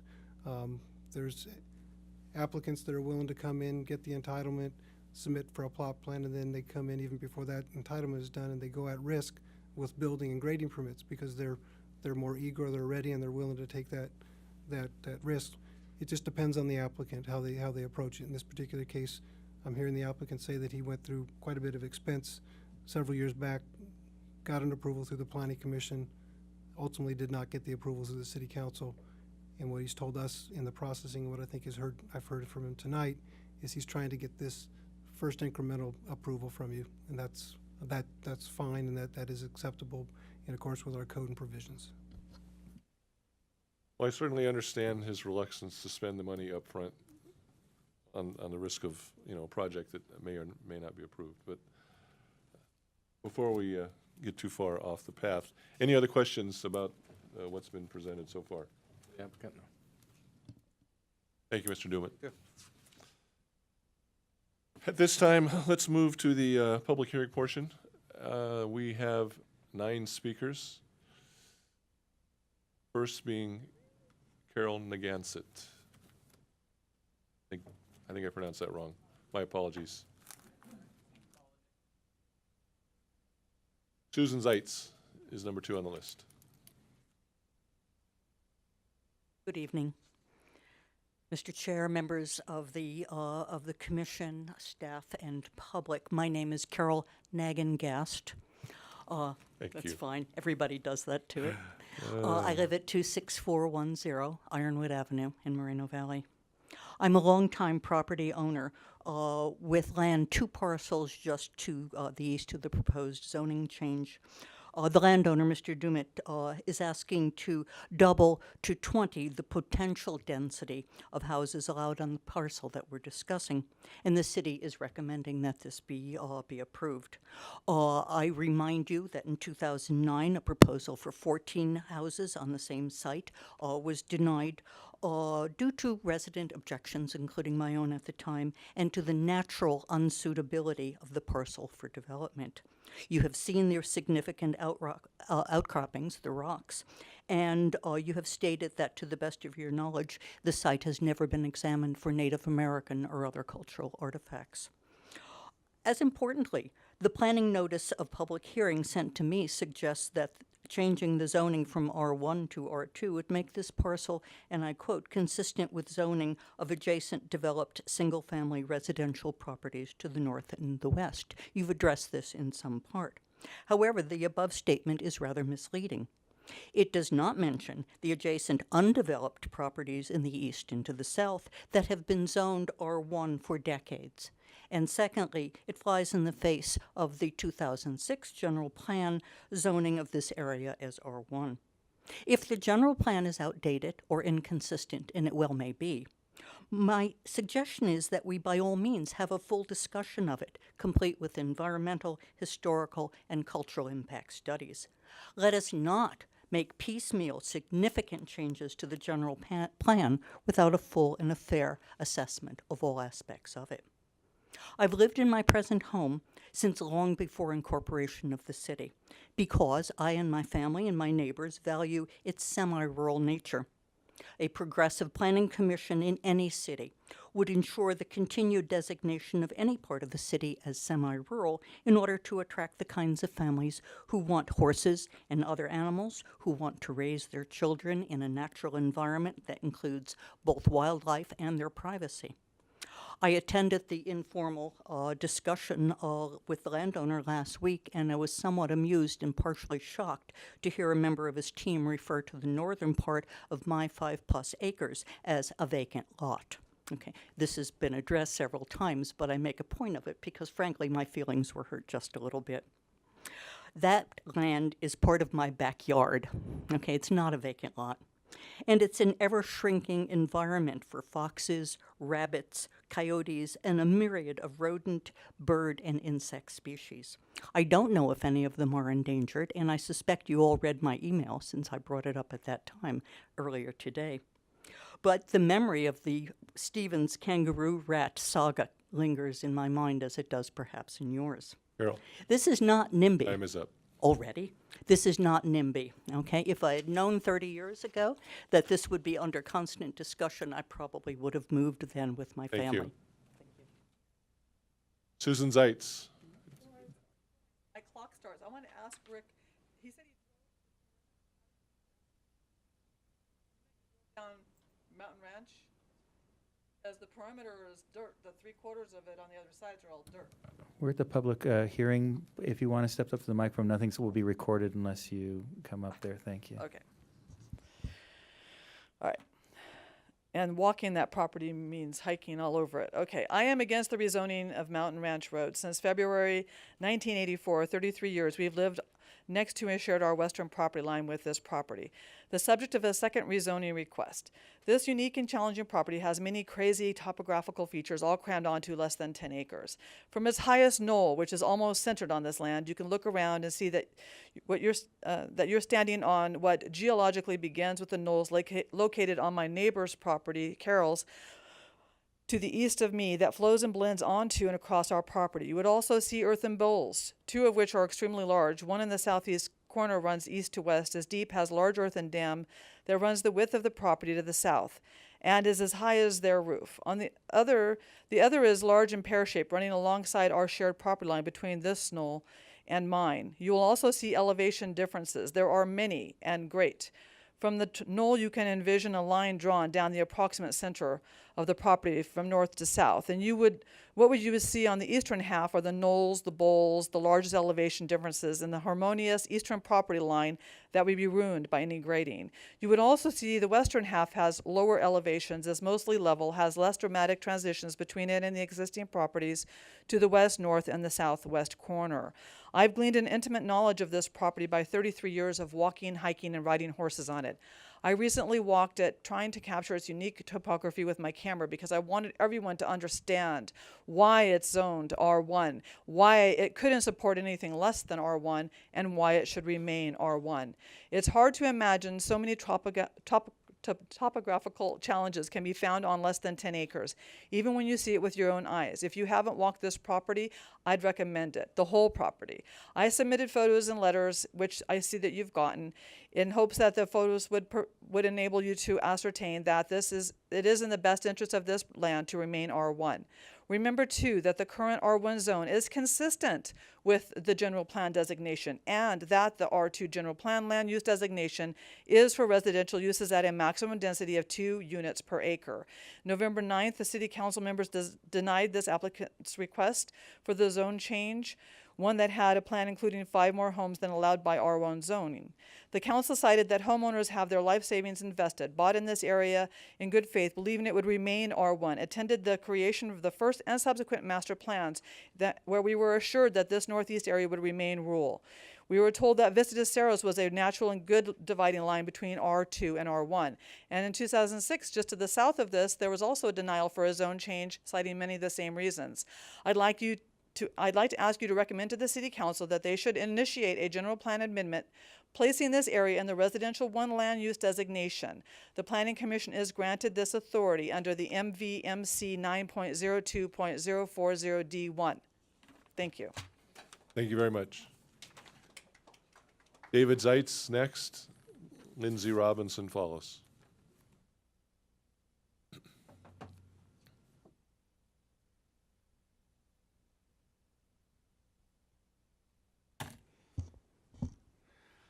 Hi, my name is David Zeitz. My wife who just spoke, and we have the property that borders the whole east side. My land adjoins the entire east boundary of this property. That is the subject of the second rezoning request. We are against the zoning change. My family has lived there since February of '84. And contrary to current and prior staff reports, our property is not vacant or sparsely developed. It is a part of a fully utilized R1 residential lot. We are here again to fight to protect our lifestyle for ourselves and our neighbors. We bought our home because of the rural nature and the large properties to the northeast area and when it was Sunnymead. We attend the planning and council meetings at the city's inception to ensure the northeast end remains rural. Last week, the applicant held a meeting with the residents that live within 300 feet of this property. And despite short notice, we had approximately 10 to 12 people attending, but did personally contact many citizens within the 300-foot boundary who expressed their wishes to us that R1 zoning is to be respected. Keep in mind that there are many more citizens concerned about protecting rural areas that are, about protecting the rural area of the Northeast that were not invited to the meeting as invented by the citizens who have voiced themselves tonight. At the meeting, some of the residents proposed an alternate zoning boundary as to compromise the rezoning of the entire property. It would limit the number of lots to approximately the same number allowed by R1 zoning, but gives more flexibility in lot sizes to meet the constraints of the topographic. Mr. Stanzemeyer was given the document proposing this alternative. But we're sad to see that only a limited number of the details regarding this resident's suggestion were given in the staff report. While we appreciate the applicant's willingness to commit to a 1 acre minimum lot size on eastern portion line, he has not yet provided any sort of binding legal comment to do so. Being willing isn't enough. We feel that if you take into considering the existing topographical constraints and the condition along the eastern portion of the sites, it is a good alternative, and we'll be happy for him to change his request and to reflect this partial rezoning on the eastern part of it as R1. In 2009, lot map. Mr. Zeitz, your time is up. Okay, thank you. Thank you very much. Lindsay Robinson. Kathleen Dale follows. Welcome back, Mr. Baker, Mr. Lowell. I'm glad to see you guys back up there. Again, we worked very hard to get our move-up homes on large lots. That's what people out on the northeast end want to live. So we don't think it's right to keep having to come back and battle. And I learned something new this past weekend from Mr. Brock. Homes and the developers don't pay enough for all the public services that they receive. And if you look at this area, it's going to be a dangerous area for fires as it is already. There's only a limited ingress and egress on Vista de Ceres and Steeplechase. Mountain Ranch Road is a dead end, so you cannot drive the perimeter. Sorry. So I don't know how Mr. Sansemeyer did it. So the residents, when you cram more houses, because it's also happening farther east, are left with the consequences of what these developers, they take their money and they leave us to suffer the congestion, the noise, the traffic that we did not move out there for. So please respect the residents. Let us keep the 1 acre zoning. And I guess that, and development agreements, you know, like they said, there is no plot for this. There's no plan. He's not legally bound to keep what he's saying, the knolls, the boulders, whatever. Development agreements, we all know, get changed all the time. Again, they come in and get, oh, this isn't going to work. I want to change this in my development agreement. So again, that's not a workable solution. So we hope that you will perhaps put this off and make him come back with a plot plan or at least something legally binding, because just wishes and dreams isn't enough. Our dreams are out there on large lots, and we hope he will respect that and keep the large lots and not do any more zone changing out there. A promise was made back in 2009. A line was drawn at Vista de Cerros, but the city can't find the documents along with several other documents. But, you know, we need that promise kept. That's what and we're all vested in the city. We're all involved on commissions and boards, in the arts and everything in the city. And, you know, there aren't the jobs to support hundreds and hundreds and thousands of new homes. So again, you're going to get back into the commuting issue, and just saying there's only going to be, you know, 10 extra trips a day or 1 extra trip is wrong. And plus, I want to apologize if you guys felt strong-armed by the residents who came and talked to you about the Ironwood Village project, because we were informed at a meeting on Monday night by Alex Ramirez and Ravani that we bullied you guys and strong-armed you because we came and spoke in opposition of Ironwood Village. So, thank you. Thank you. Kathleen Dale, then Rafael Brugueras. Good evening. I'm really tired. I don't normally prepare a script, but I wasn't sure I was going to be able to speak coherently tonight. So the first couple pages of what I gave you is my statement, but the important content is the exhibits that are attached at the back. My name is Kathleen Dale. I'm a lifelong resident of Moreno Valley. I'm a retired planner and environmental consultant. I'm here tonight to support my many friends who live in this area and who oppose this rezoning. The 3 exhibits that I've given you are very important to your decision, but for some reason that information is missing from the staff report. These exhibits show the general plan zoning and development patterns for the R1 area. This information has been central to several prior decisions about zoning for this area, and nothing has changed. The staff report states that the rezoning, and it was stated again in the oral statements, that it's necessary to achieve general plan consistency, and that's just flat out false. The residential 2 general plan designation is for uses at a maximum density of 2 units per acre. The less intense 1 unit per acre density of an R1 zone is consistent. And if you look at the zoning map and the general plan map that are attached, this area has been designated R2 since the beginning. It's also been zoned R1 since the beginning because that less intense zoning is still consistent. This block of R1 zoning has been protected consistently over the years, with the denial of the request for R2 zoning on 5 acres on the Ironwood frontage in 2004, with the general plan update in 2006, and with the rezoning request on this site in 2009. The existing development pattern has been the primary consideration in this protection. And if you look, there's a map at the back that gives you all the parcel boundaries for this area from Vista de Cerros over to Nason between Ironwood and Calmia. There are 90 lots in that area. 80 of them are currently developed. I think, I'm sorry, I'm losing my, it looks like something happened. Okay, sorry, 80 of the 90 lots are developed. Most of those date to before incorporation. The base map that I gave you shows the footprints of the structures, but I added asterisks so you could see the lots that are vacant. There are 10 vacant parcels that range in size from 1.6 to 3.8 acres. 12 of the developed parcels are less than 1 acre in area, and these all but one date back to before incorporation. There was there were 2 parcels where a lot line adjustment was done and created 2 parcels, one of which was less than 1 acre. You are under no obligation to approve this rezoning, and recognizing the existing development pattern in this rural enclave and the multiple constraints on this particular site, the city has consistently upheld the existing R1 zoning, and you should do the same. The proposed subdivision that accompanied the 2009 denied rezoning demonstrates that this site is not suitable for R2 zoning. Can I have a few more seconds? I mean, we're not going very I late here. Don't think that'd be appropriate. Wow, all right. Well, please deny this, and also please consider initiating a zone change so these people, or a general plan amendment, so these people don't have to come back and do this again. Thank you, Kathy. Mr. Bergaris. Jackie Smith follows.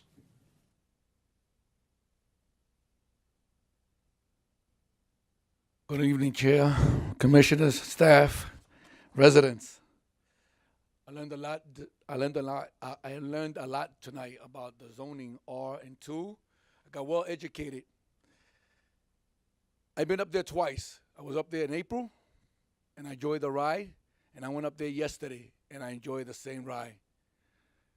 I get out of my truck, I go all the way up to the dead end. I get out, come around, because it is a dead end up there. Turn around, make the U-turn, come back down. I park the truck, and I get out and I look at the land. I don't walk on land like that that's private. So, I stay within my boundary, or that's the street. And I look at all the property around it, and then I drive off and I go through the community. And on the other side of the hill is Staple Chase. I said, okay. I go up Staple Chase and I come back down. The one thing I noticed about the neighborhood, there's a lot of people that do take care of their land, and there's a lot of people that are no longer taking care of the land because maybe it's too big, or they don't have the money, or they gotten a lot older that they cannot handle the 3 acres or more any longer. Okay? Now, by approving this tonight, it does not change anything that anyone has. All we're doing is allowing more people to live on the hillside. That's all it is. A few more people, a couple of extra cars. 14 the most if only 2 people per house. Okay, it's not a lot. It's not going to hurt the neighborhood. It's not going to hurt the animals. It's not going to do none of that. But more people will be able to live on the hillside and enjoy the beauty just like the longtime residents that we heard tonight. That's all it is. Now, I give kudos to Mrs. Robinson. She said something important. To hold the developer or the property owner accountable to some of the changes that he wants to make, like Brian Lowell mentioned. That's very important. That if he's going to promise something, it should be held on paper. Because people do pass away and people do change their minds. But it is a beautiful property to be shared with others. I understand what they have, and they have for a lot of years. We're not taking that away. You're not going to take that away from them. They still have it. But that land should be shared for others to enjoy that hillside. I'm just saying, let other people share. Half acres, 20 square foot lots up to 39,000. Those are pretty good sized lots. And you could put nice custom made homes on them. You really can. You're not taking anything away from the residents. You're allowing others to enjoy the beauty of the hillside in the city of Moreno Valley. Thank you, Mr. Bergaris. Jackie Smith, Christopher Tafoya to follow. Good evening. My name is Jackie Smith. I've lived in Moreno Valley for over 30 years. I happen to live on the East End, and I find it interesting. I moved from the beach, and any of you have ever lived down there, the beauty of moving out here was getting away from congestion, pollution, noise. I love the ocean, but it was worth it. So here I am. And I have not been one of the active citizens. I've worked outside the city. I lived here and I went elsewhere to work. However, as a result of that, I'm one of the people who hasn't stood up for what needs to be taken care of, and that is this East End property. What I've seen are the changes that have taken the beauty away, and what I'm hearing tonight is residents who are begging to continue, leaving a remaining section of Moreno Valley. I have a little trouble breathing, sorry, when I get excited. It's changed dramatically in the past 10 years. Recently, the Sonny Bono exchange made such a dramatic change that it's hard to explain it. But in the middle of the night one night, I woke up. What is that noise? What is that noise? And I realized it was the building of the wall and the exchange that created huge amount of noise coming up from the freeway. I never heard it before. So I know it's easy for people to say, oh, let others live there, or let's share it. And you see what happened at the beaches. That doesn't make it right. Natural beauty has a place in Moreno Valley. The spaciousness that people paid money for and counted on should remain. So for that reason, I ask that you deny rezoning. And if I can get my breath here, I'm going to read something that someone didn't get to finish. In Mr. Dumit's 2009 plot map, it logically shows a tier of our 2 lots along the west side boundary that match the existing lots on Vista de Cerros, and makes sense when you look at the site topography. The knoll that dominates the eastern half of the site makes logical boundary for R1 lots and keeps the entire knoll within the R1 range. The suggested reduced rezoning area creates logical zoning boundaries and is a way to enforce the applicant's commitment to 1 acre minimum lots. I ask the Commission to deny the zoning change, or to consider the residents' request to limit the rezoning to the western part of the property and grant a continuance of this item to provide time for residents. Ms. Smith. Thank you. Thank you very much. Christopher Tafoya. Tom Jarrell Sr. follows. Good evening. My name is Chris Tafoya. I just wanted to read an email that I sent to the Planning Commission. I wanted to reach out regarding the Mountain Ranch Road rezoning project and to express my concerns about the proposal. As a resident of Moreno Valley's eastern community, I've seen many changes over the years that I have found disturbing. The rural community environment in the 92555 area has been steadily developed over the past 10 years and has been hailed as progress by many of our city leaders, including a majority of our city council. This could not be further from the truth in my perspective. The development that has resulted in several shopping centers, car dealerships, and most troubling, logistics centers and warehouses that bring countless trucks, pollution, and noise to our neighborhood. These changes have diminished the unique quality that has endeared eastern Moreno Valley to so many in our city. Instead of planning these projects in areas of Moreno Valley that were already properly zoned for such development, we have seen time and again developers pressure and buy approval to erect their buildings in the eastern community. That brings us to this moment in which developers want to take yet another mile when we should not concede an inch. Rezoning the Mountain Ranch Road area for this project will further change what was meant to be a rural community. More homes on smaller plots of land will mean more of the same that we have already had to endure: congestion, pollution, and noise. Those of us that moved to this area did so for its natural environment and character, not to be subjected to the financially motivated plans of money-motivated developers. Please take my concern seriously. As a resident of this community for 33 years, I've seen our city roll over time and again to developers, and it will be a shame to see it happen yet again. Stand up to our residents and citizens and recommend that this area of Moreno Valley should not be rezoned for the benefit of developers and to the detriment of our community. Thank you. Thank you. Mr. Jarrell.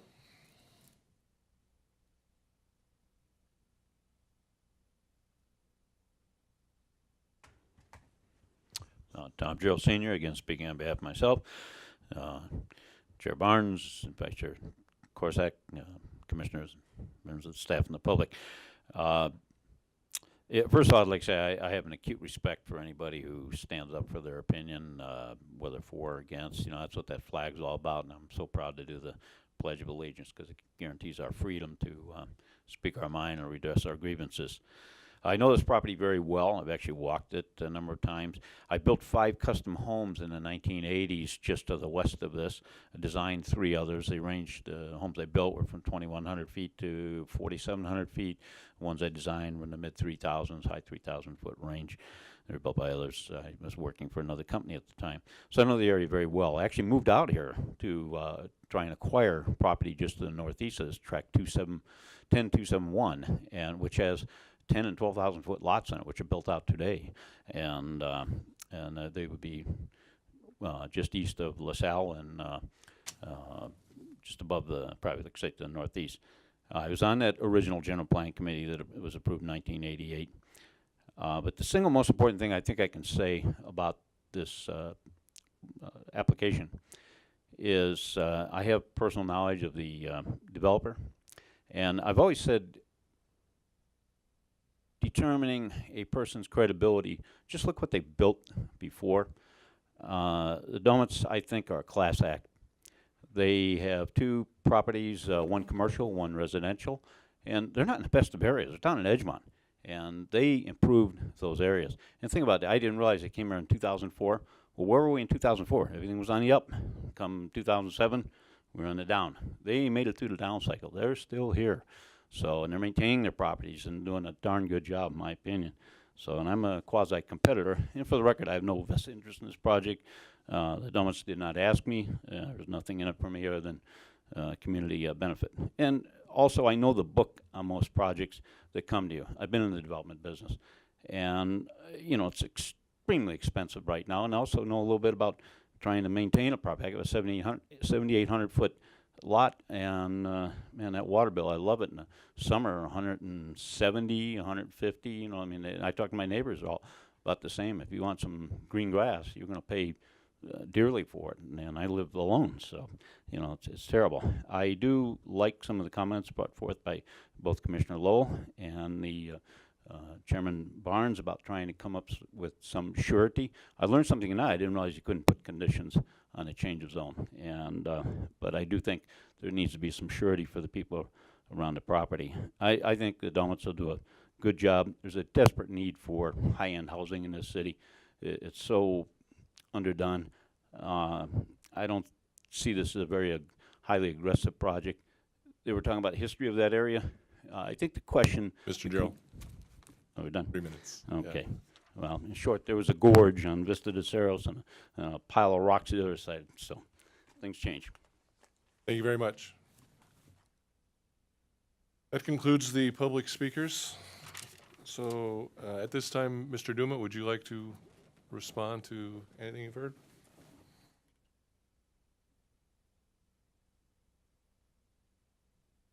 Good evening again. I really do feel for the residents, and knowing the city of Moreno Valley since 2004 and what they are trying to achieve, it's keep the money in Moreno Valley. The statistics shows that most of the high-paid people in this that works in the city of Moreno Valley, they don't live in Moreno Valley. They live somewhere else. And if we don't provide some high-end view homes and better places, they're not going to come to Moreno Valley. They're going to go somewhere else.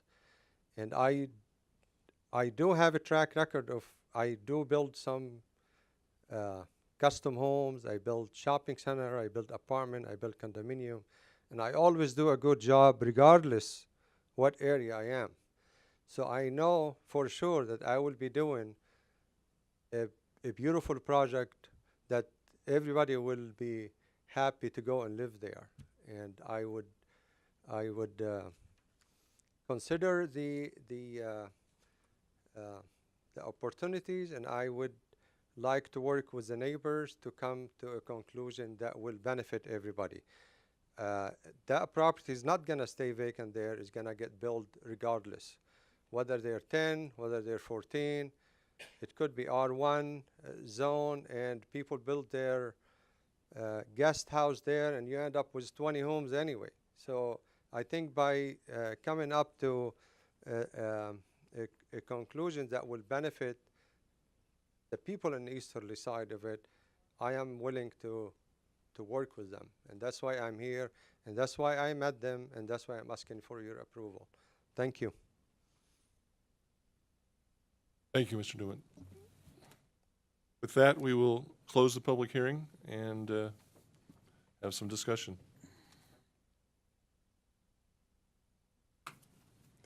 Any comments?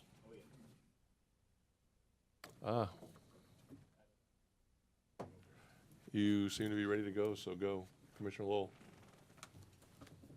I have a question for staff real quick.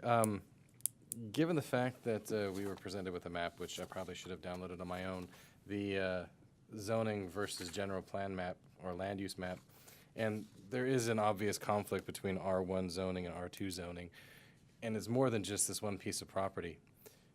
If someone was to develop this land right now, the zoning is R1, but the land use map is R2, which governs? The zoning regulations is a law. The general plan is a policy document. So currently the land's zoned R1 and that governs? Yes. So since there is a discrepancy between the zoning and the general plan, how would we rectify those to make them more consistent with one another globally?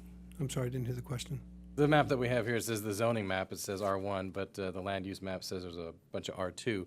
How would we make them, the maps, agree on a global scale or a more macro scale, not just in this one specific property? Is there some mechanism moving down the line that we can make both of these agree? We are getting ready, you've heard me say before, a comprehensive general plan update. The comprehensive general plan update is expected to take anywhere from 2 to maybe 2.5 years from this point forward, so it's a different time frame. So there's a long-term plan in progress to make these more consistent with one another. Right. The difference between, one of the speakers said that the R2 land use designation versus the R1 zoning designation are somewhat consistent. I wasn't quite sure how that would work, because if you have an R2 land use designation in the general plan versus an R1 designation on the general plan, the R1 designation on the general plan is saying basically a minimum of 1 acre lots, or 1 lot per acre. Okay, R2 is 2 lots per acre. Correct. In the R1 zoning, you're compromising that property owner's ability to achieve what the general plan policy has set forth. The general plan policy was assuming you could get up to 2 lots per acre, but because of the zoning inconsistency, they can only achieve 1. In this particular case, what was outlined in the previous application years ago, they weren't going to try and get 20 lots. And so what I would say, and I said this to the residents the other night, there's nothing in the R2 zoning, not land use, but in R2 zoning that precludes you from building bigger lots. Right. You can always build bigger lots. So I guess what I'm trying to say is I didn't understand the R10, previous R30, speaker. and only build one house. Right. So it's just a different perspective. Anyways, I don't want to go on a tangent, but I was just trying to provide that clarification what the difference between the zoning and the general plan is. If I may join in on this, Rick mentioned that the zoning code is the law and that's what governs for the application. And while that's true, state law does require that your zoning laws be consistent with your general plan, and they're subject to being voided if they're not. The courts will give deference to the legislative body's determination of what constitutes consistency. So if you have provisions in your general plan that, say, we want to preserve the rural character of this particular area, well, what does that mean is something that the legislative body can opine on. My concern on this particular one is that we don't have that kind of abstract language. We have very specific language that says one thing in the general plan and one thing in the zoning code. So my perspective is I'd like to see that brought consistent without respect to whether or not one is more or less intensive than the other, but just so they're consistent. So if this body or the council were to not make the zone change that's recommended, My recommendation will be that they move forward with a general plan amendment to once again make it consistent. So whichever way you want to go, we do believe that there does need to be a consistency between the two. And what's before us tonight is a zone change, not a general plan amendment. Correct. Right before you tonight is only the option to approve or not approve the zone change. However, as I believe Ms. Dale mentioned, it is within the Planning Commission's purview to recommend the initiation of a general plan amendment. So it's within your power to initiate that. And the general plan amendment would be to what end? Conceivably, if you were to not approve this zone change, you may recommend a general plan amendment that would change it to the same as the current zoning, which would make it R1 in the general plan. I got to keep them straight, but Yeah, yes. that's what I'm having Change- trouble with. if you do not approve the zone change from R1 to R2, you could recommend that the staff bring back a general plan amendment changing the general plan from R2 to R1. Was I right on that, Jeff? Did I get the order right? Yes. But if that's the case, then wouldn't we have an island of R1 in the general plan? Well, if there are other properties that are similarly situated, my recommendation would be the same thing to all properties when you brought that forward. Yeah, that's a lot of land if you look at it. It's a lot of land. And it would be a significant general plan thing to address. Okay. One of the other things for staff, since I'm talking to you guys right now, one of the, actually several people in the past, tonight included, have been saying that public notification in the newspaper is obsolete, which I agree. What can we do to make sure the notification keeps up with modern times? Post it on the website, tweet it out, some sort of modern age notification in addition to the newspaper, because I personally don't get the newspaper. I canceled it about 8 years ago, and it would just go from my driveway to the trash can. Public notification in newspaper is required by law, so that would I never understand that, that would but never we- change. If we did anything in addition to it, it's certainly within the council's power to request to require that, or the city to adopt policies that require different types of notification, understanding that those would probably come with additional costs to developers. So it's probably a policy decision that would probably come from the council. but Electric media shouldn't have too it much of a certainly cost. can be though. recommended. It'd be like requiring to send a telegraph or a fax. I mean, not many people have a telegraph or a fax anymore. With regard to general plan amendment initiation, I just wanted to read the code section. It says that the initiation of a general plan amendment can be created by recommendation of the planning commission and city council concurrence. So you as the advisory body could make a recommendation, but it still requires the city council's concurrence in order for you to initiate it. Okay, well, I think that's a bridge off the cross at that point in time. Another point of clarification is the assumption that the upcoming general plan amendment will fix inconsistencies, I think, is not true at all, because being a policy document, it could potentially make more parcels inconsistent than it would be consistent, because it's the vision moving forward. So potentially, parcels would stay in their current zone and be grandfathered, but at such time as they develop, then they would have to move to consistency with the general plan. So I don't think we should assume that the general plan amendment would fix this, just in and of itself.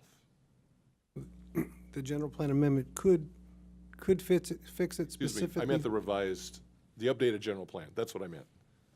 Not the general plan amendment, excuse me. An updated comprehensive general plan update could make it consistent. It's just gonna operate under a different time frame than this particular applicant is seeking approval for. But that's not its goal per se, because as the point I was making, it could potentially make many other parcels inconsistent because of its directive to be a policy guideline. Yes, and then that's why you have a certain period of time to make your zoning code consistent with your general plan once you make that change. So that could be the case. We haven't got that far down the road with regard to our comprehensive general plan update. We're still working on the scope. There will be lots of community meetings and a lot of interaction and input before we get down that road. My point was only that you're not mandated to adopt this zone change at this point right now. There are other options that will fix these potential problems. So, in getting back to the project at hand, any other comments? Yes. Proceed. Some of the people though tonight were talking about the unsuitability of the site, saying that there's knolls and valleys and crests and rocks and whatnot. Well, in my experience as an engineer, it's difficult sites come up with unique solutions, and we've seen that in the past. Actually, last Planning Commission meeting, we had a very unique situation where a shopping center was derelict in the back area where there was homeless and drugs and violence and whatnot, and the property owner proposed a very unique solution to a very weird problem, and I commend that. So this site being unsuitable will generate a nice, unique situation, a nice solution. So the engineer in me sees this as a challenge. The planning commissioner in me sees this as the zone change. Is this really what we want to do right here and right now without a underlying map or a bigger picture being presented along with it? Going back to the idea of having a transitional plan where you have denser houses on one side and less dense on the other. I like that idea, but given what we're presented tonight, change of zone, yes or no, we can't hold anybody to that. So I'm kind of torn. And I'd like to hear what everybody else has to say Commissioner before we Sims. make any other decisions. I'd like staff to explain the process on a development agreement, a developer agreement with the city, how that process works. I mean, is it a full tentative track map, or there's a sufficiency in some preliminary design work that could be done at not great expense, going all the way through a full entitlement process like for a tentative track map or so forth, to create some certainty and that wouldn't derail a project. I mean, a general plan amendment, we could be here till God knows when, if and when that ever goes through a process like that. So what is the process, the actual process that the city has for development agreements?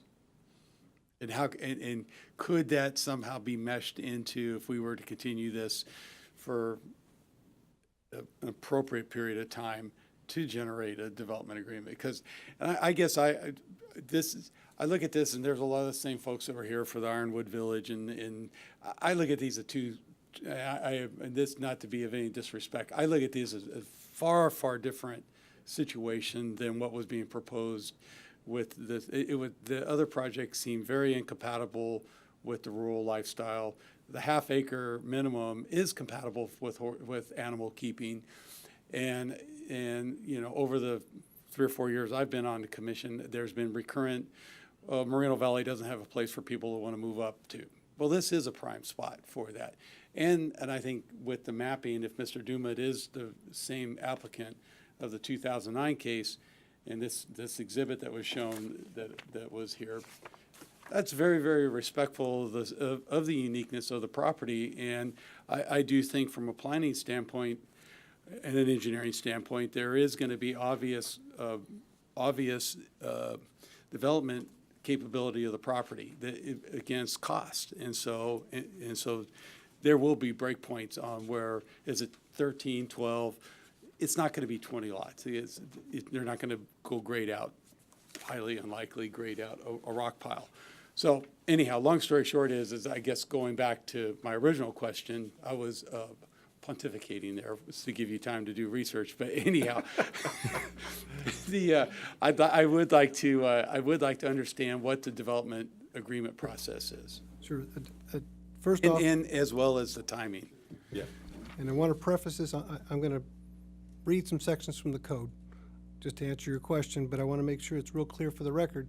The applicant has not submitted an application for a development agreement, so that's not before you, and it shouldn't be something you're taking action on saying we approve a development agreement, because we don't have that in front of us. But a development agreement basically allows, it's an agreement between the property owner and the city to specify things about the density of the site, the intensity, the timing, conditions of development, all associated with the real property. It gives the developer some certainty in terms of what the rules and regulations will be for him to develop his property, and it gives the city some assurances. Typically there's an ebb and flow that goes back and forth in terms of, what is the city going to get for this, out of this development agreement. They can be, you have some freedom in the way you negotiate them. but the contents of the development shall specify the following. First of all, the duration of the agreement. Second, the permitted uses of the property, including a plan of development, unless that is waived by the city council, but unless it's waived by the city council, you would get a plan for the development. You would specify the range of permitted density and intensity of use. You would identify maximum heights and size of proposed buildings, and you would identify provisions for reservation or dedications of lands for public purposes or the payment of fees or in lieu thereof. Those are the 5 specific things in our code that are called out.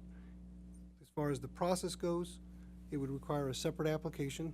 I don't have the fees in front of me, but I believe it's about an $8,000 deposit. A deposit is just to get the process started, but you pay for the full cost of the services that are involved in reviewing the development agreement, and it's a back and forth between the developer and the city staff. We would also have that development agreement, the plans, reviewed by our public works staff, our special district staff, our MVU staff, the Moreno Valley Utility, the planning staff, the fire department, public. So it's a full review, and all that time and cost is it could be higher than the $8,000.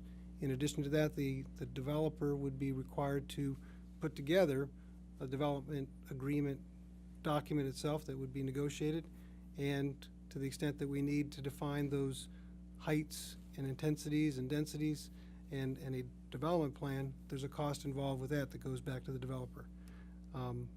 So that, somewhat in a nutshell, is what a development agreement can do. Does a development agreement come back to us? Development agreement is a legislative decision. It comes back to you in an advisory capacity, and it's ultimately agreed to by the city council. Okay. Without stepping too far to line, is this something the applicant would be interested in doing? I don't know the answer to that, and tonight the application before you is a proposed change of zone. I think to try and negotiate this on the fly. Oh, we in wouldn't public, negotiate might it be tonight, putting and people maybe on- possibly table it for a later discussion.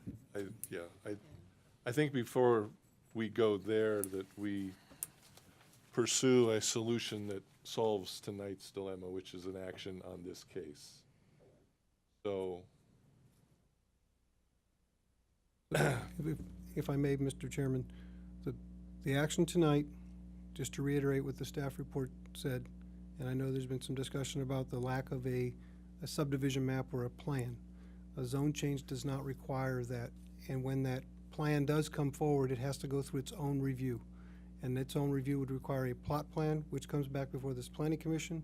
So if you're uncomfortable with the densities or the layout or lot configuration, there's gonna be what I'll call another bite at the apple to go through that process to get that approved.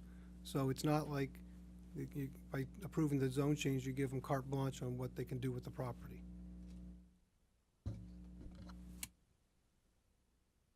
so. Well, I was just going to say, I'd have difficulty voting in favor of this. I think a zone change is something really serious, and without a development agreement in place so that we have a little more protection for the homeowners and also for the applicant who made some nice promises or some nice concessions, just to do a zone change and have nothing in place that would legitimize any of these future changes, I wouldn't vote in favor of.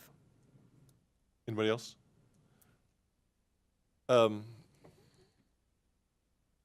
My thought is that at this point, a development agreement is not probably appropriate. At least I wouldn't recommend it. If we're going to suggest that the client spend some money, and obviously the issue bringing this forward by itself was to avoid the cost of a tentative map and all the associated costs, I would think it'd be more productive to put that investment into a tentative map so that we have something to look at, because a development agreement still doesn't really answer the neighbors' questions, and it doesn't really answer ours. Now, that being said, it seems like the discussions that have been had between the applicant and the neighbors have been fairly productive, and they're not that far apart. So that would give me some confidence that there is a potential to move forward with a project, and negotiate that as a process forward. But without that, I'm a little reluctant to do that. So I kind of second what you're saying, but I don't think a development agreement is the place to go, because Well, I that just, still yeah, it's still, kicks the can, and the cost of the actual development plans down the road, it just, but when other people come here for zoning changes, don't they have most of this in place? I Yes, mean, and don't, with- so I'm not understanding why this has to be different than having something in place that's just a little bit more formal. It's just, I guess, are we deliberating, or Yeah, we're deliberating. we're We're discussing now? So the story I heard tonight was an applicant went through the whole process, just as Commissioner Barnes, or Chairman Barnes was kind of suggesting would be the preferred path to go down. And it went down in flames. And so whatever he spent to go do a map and get the process, and it went through Planning Commission approved it, and it died at City Council. So, you know, I wouldn't put any faith that it would be successful again. Because it probably, the same group of people that would oppose this were probably, in 2009, there probably hasn't been a huge turnover, you know, I'm purely speculating, but who knows, you know, so. You mean on the council? But that gate, No, or the council's different, but the homeowner, the opposition, or the folks that live there that would oppose this likely have not changed. but as we've seen on other projects, that gate at the city council swings both ways too, that we could, you know. So. Our I- denial of a project can be overturned at the council level, so. I'm going to be talking to I'm talking to all of our commissioners here, but the other two that are more, have worked on doing civil engineering type work, there is inherent constraints on this property.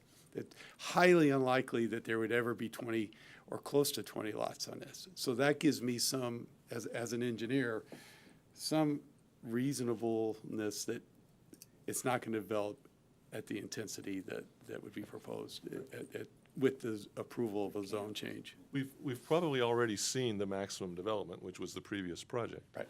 Which is why I'm making the point that I don't think the applicant and the neighbors are that far apart that if a entitlement application is processed,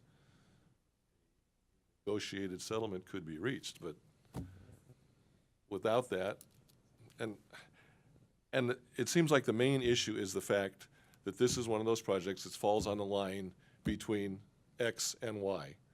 You know, if something's in the middle of X or the middle of Y, nobody has any problems approving it. But as soon as you get to the edge, the X's want to push into the Y's and the Y's want to push back. Well, you know, so we have to. The issue that I'm running up against is that, yes, we were given a nice pretty map from the 2008, 2009 application that was approved by the Planning Commission, denied by City Council, or vice versa. Shows a pretty picture of what they wanted to do 8, 10 years ago. However, that's not in front of us today. If they want to put in 20 lots, I'm perfectly fine with 20 lots. What's before us today is a change of zone. The issue that I have is that I would like to see a little more, lift the veil a little bit more to see what the ultimate goal is. The engineer in me says, yeah, let's change the zone, it'd be awesome. But the commissioner in me goes, I don't know, let's hold up a little bit, make sure we get this right. Either way, something's going to be developed there. It's either 10 homes or a maximum of 20 homes. And that ship's already sailed. Somebody wants to build this, and the neighbors to the east are going to have more houses just like theirs, or the neighbors to the west are going to have more houses just like theirs. So it's a matter of who we want to appease, who wants to build here with what. If they want to come in with dynamite and blow up the knoll and grade it out, it's possible, but it's expensive, so that's the prohibitive part of things. So what's in front of us is a change of zone. I want to see a little bit more like we have in the past with other change of zones where you get a little tentative map, you get a little peek behind the curtain, what's going on. In the past, I voted against change of zones without any underlying map. When the underlying maps are shown, I tend to vote in favor of it. I just like to have a little more information with what's going on. Can I try and give a little perspective on, can a project be a zone change on its own without a development plan? in the time that I've been here, just before I got here in about 2013, the city introduced R30 zoning and mixed-use, neighborhood mixed-use overlay zoning on various properties along Alessandro. That was a zone change that had no specific development plans associated with it on a number of properties. There was also a change of zone that came in, a general plan amendment, for a piece of property along Paris Boulevard, just south of the Walmart site. This is next to the Home Depot site, which was zoned neighborhood commercial. And the property owner came in and said, I want to change that to R30 zoning so that it combines with the adjacent R30 zoning. No development plan, no housing layout, no site plan, no parking. It was just simply a change of zone. On a much larger scale, the World Logistics Center came in for a specific plan, general plan amendment, development agreement, but there is no specific plot plans. There is no development plan in terms of how each individual sites are going to actually be developed. They still have to come in with those applications. So on a small site, on a large corridor site, and on almost 3,000 acres of land, we have seen it done. And the protections that the city has is that there's an application process for these developers to have to come back in for, to have a review of the plot plans, the conditional use permits. They have to go through CEQA review, and then they ultimately, if they're discretionary, as our code calls for, would have to come back before a planning commission, and if they involve any sort of a legislative action or a development agreement, may end up going to the city council. So that's the checks and balances system that we have. It's not any different here than it is in any other community. It happens a lot. That's all I would point out. Go ahead, Paul. I just wanted to mention on the other side of that same coin, even if the application here had included a plot plan and other entitlements to it as well, that's not tied to the zone change. So if you'd approved the zone change and the plot plan and everything else, that's not to say that 2 years down the road the developer says, I'm not going to develop that project, I'm going to resubmit a different one. The zone change still stays. So, packaging it together with a zone change and a parcel map does not guarantee that the two will go hand in hand. The zone change would continue to run regardless of the other entitlements, whether you did it separately or together. Okay. To maybe restate or summarize that, I think the point that Rick is making is that if we approve the zone change to R2, that doesn't mean we're saying there are going to be 20 lots.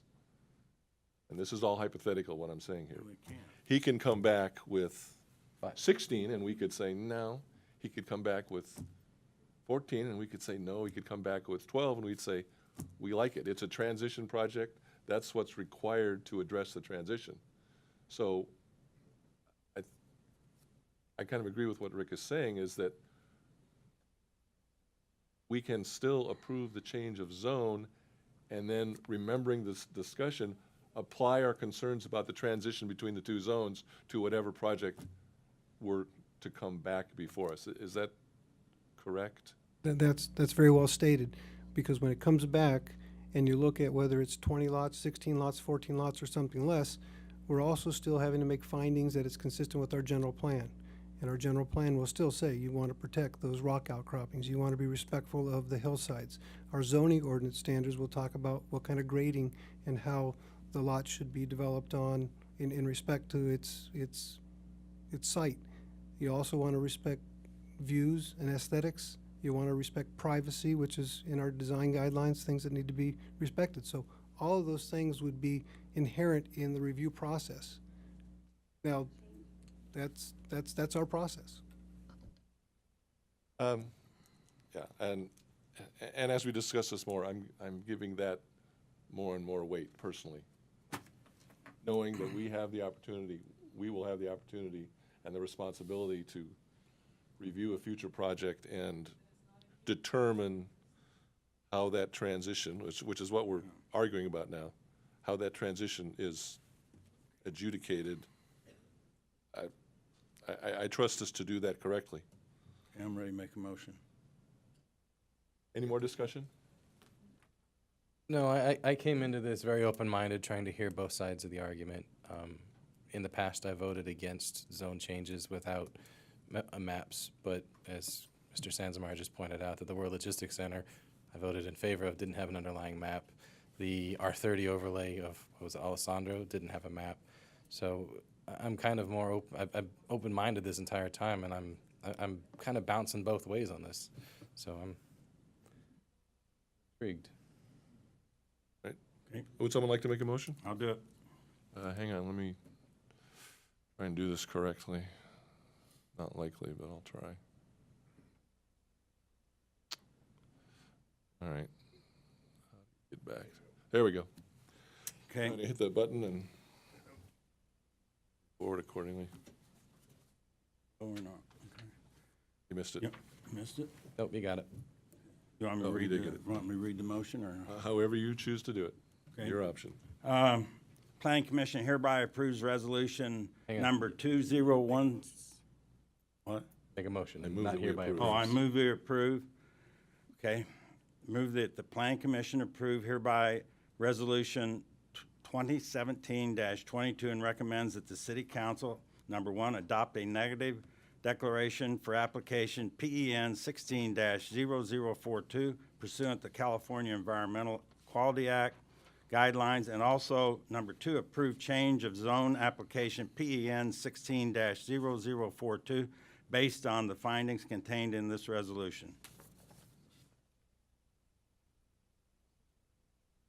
I have a second from Commissioner Sims. Please vote.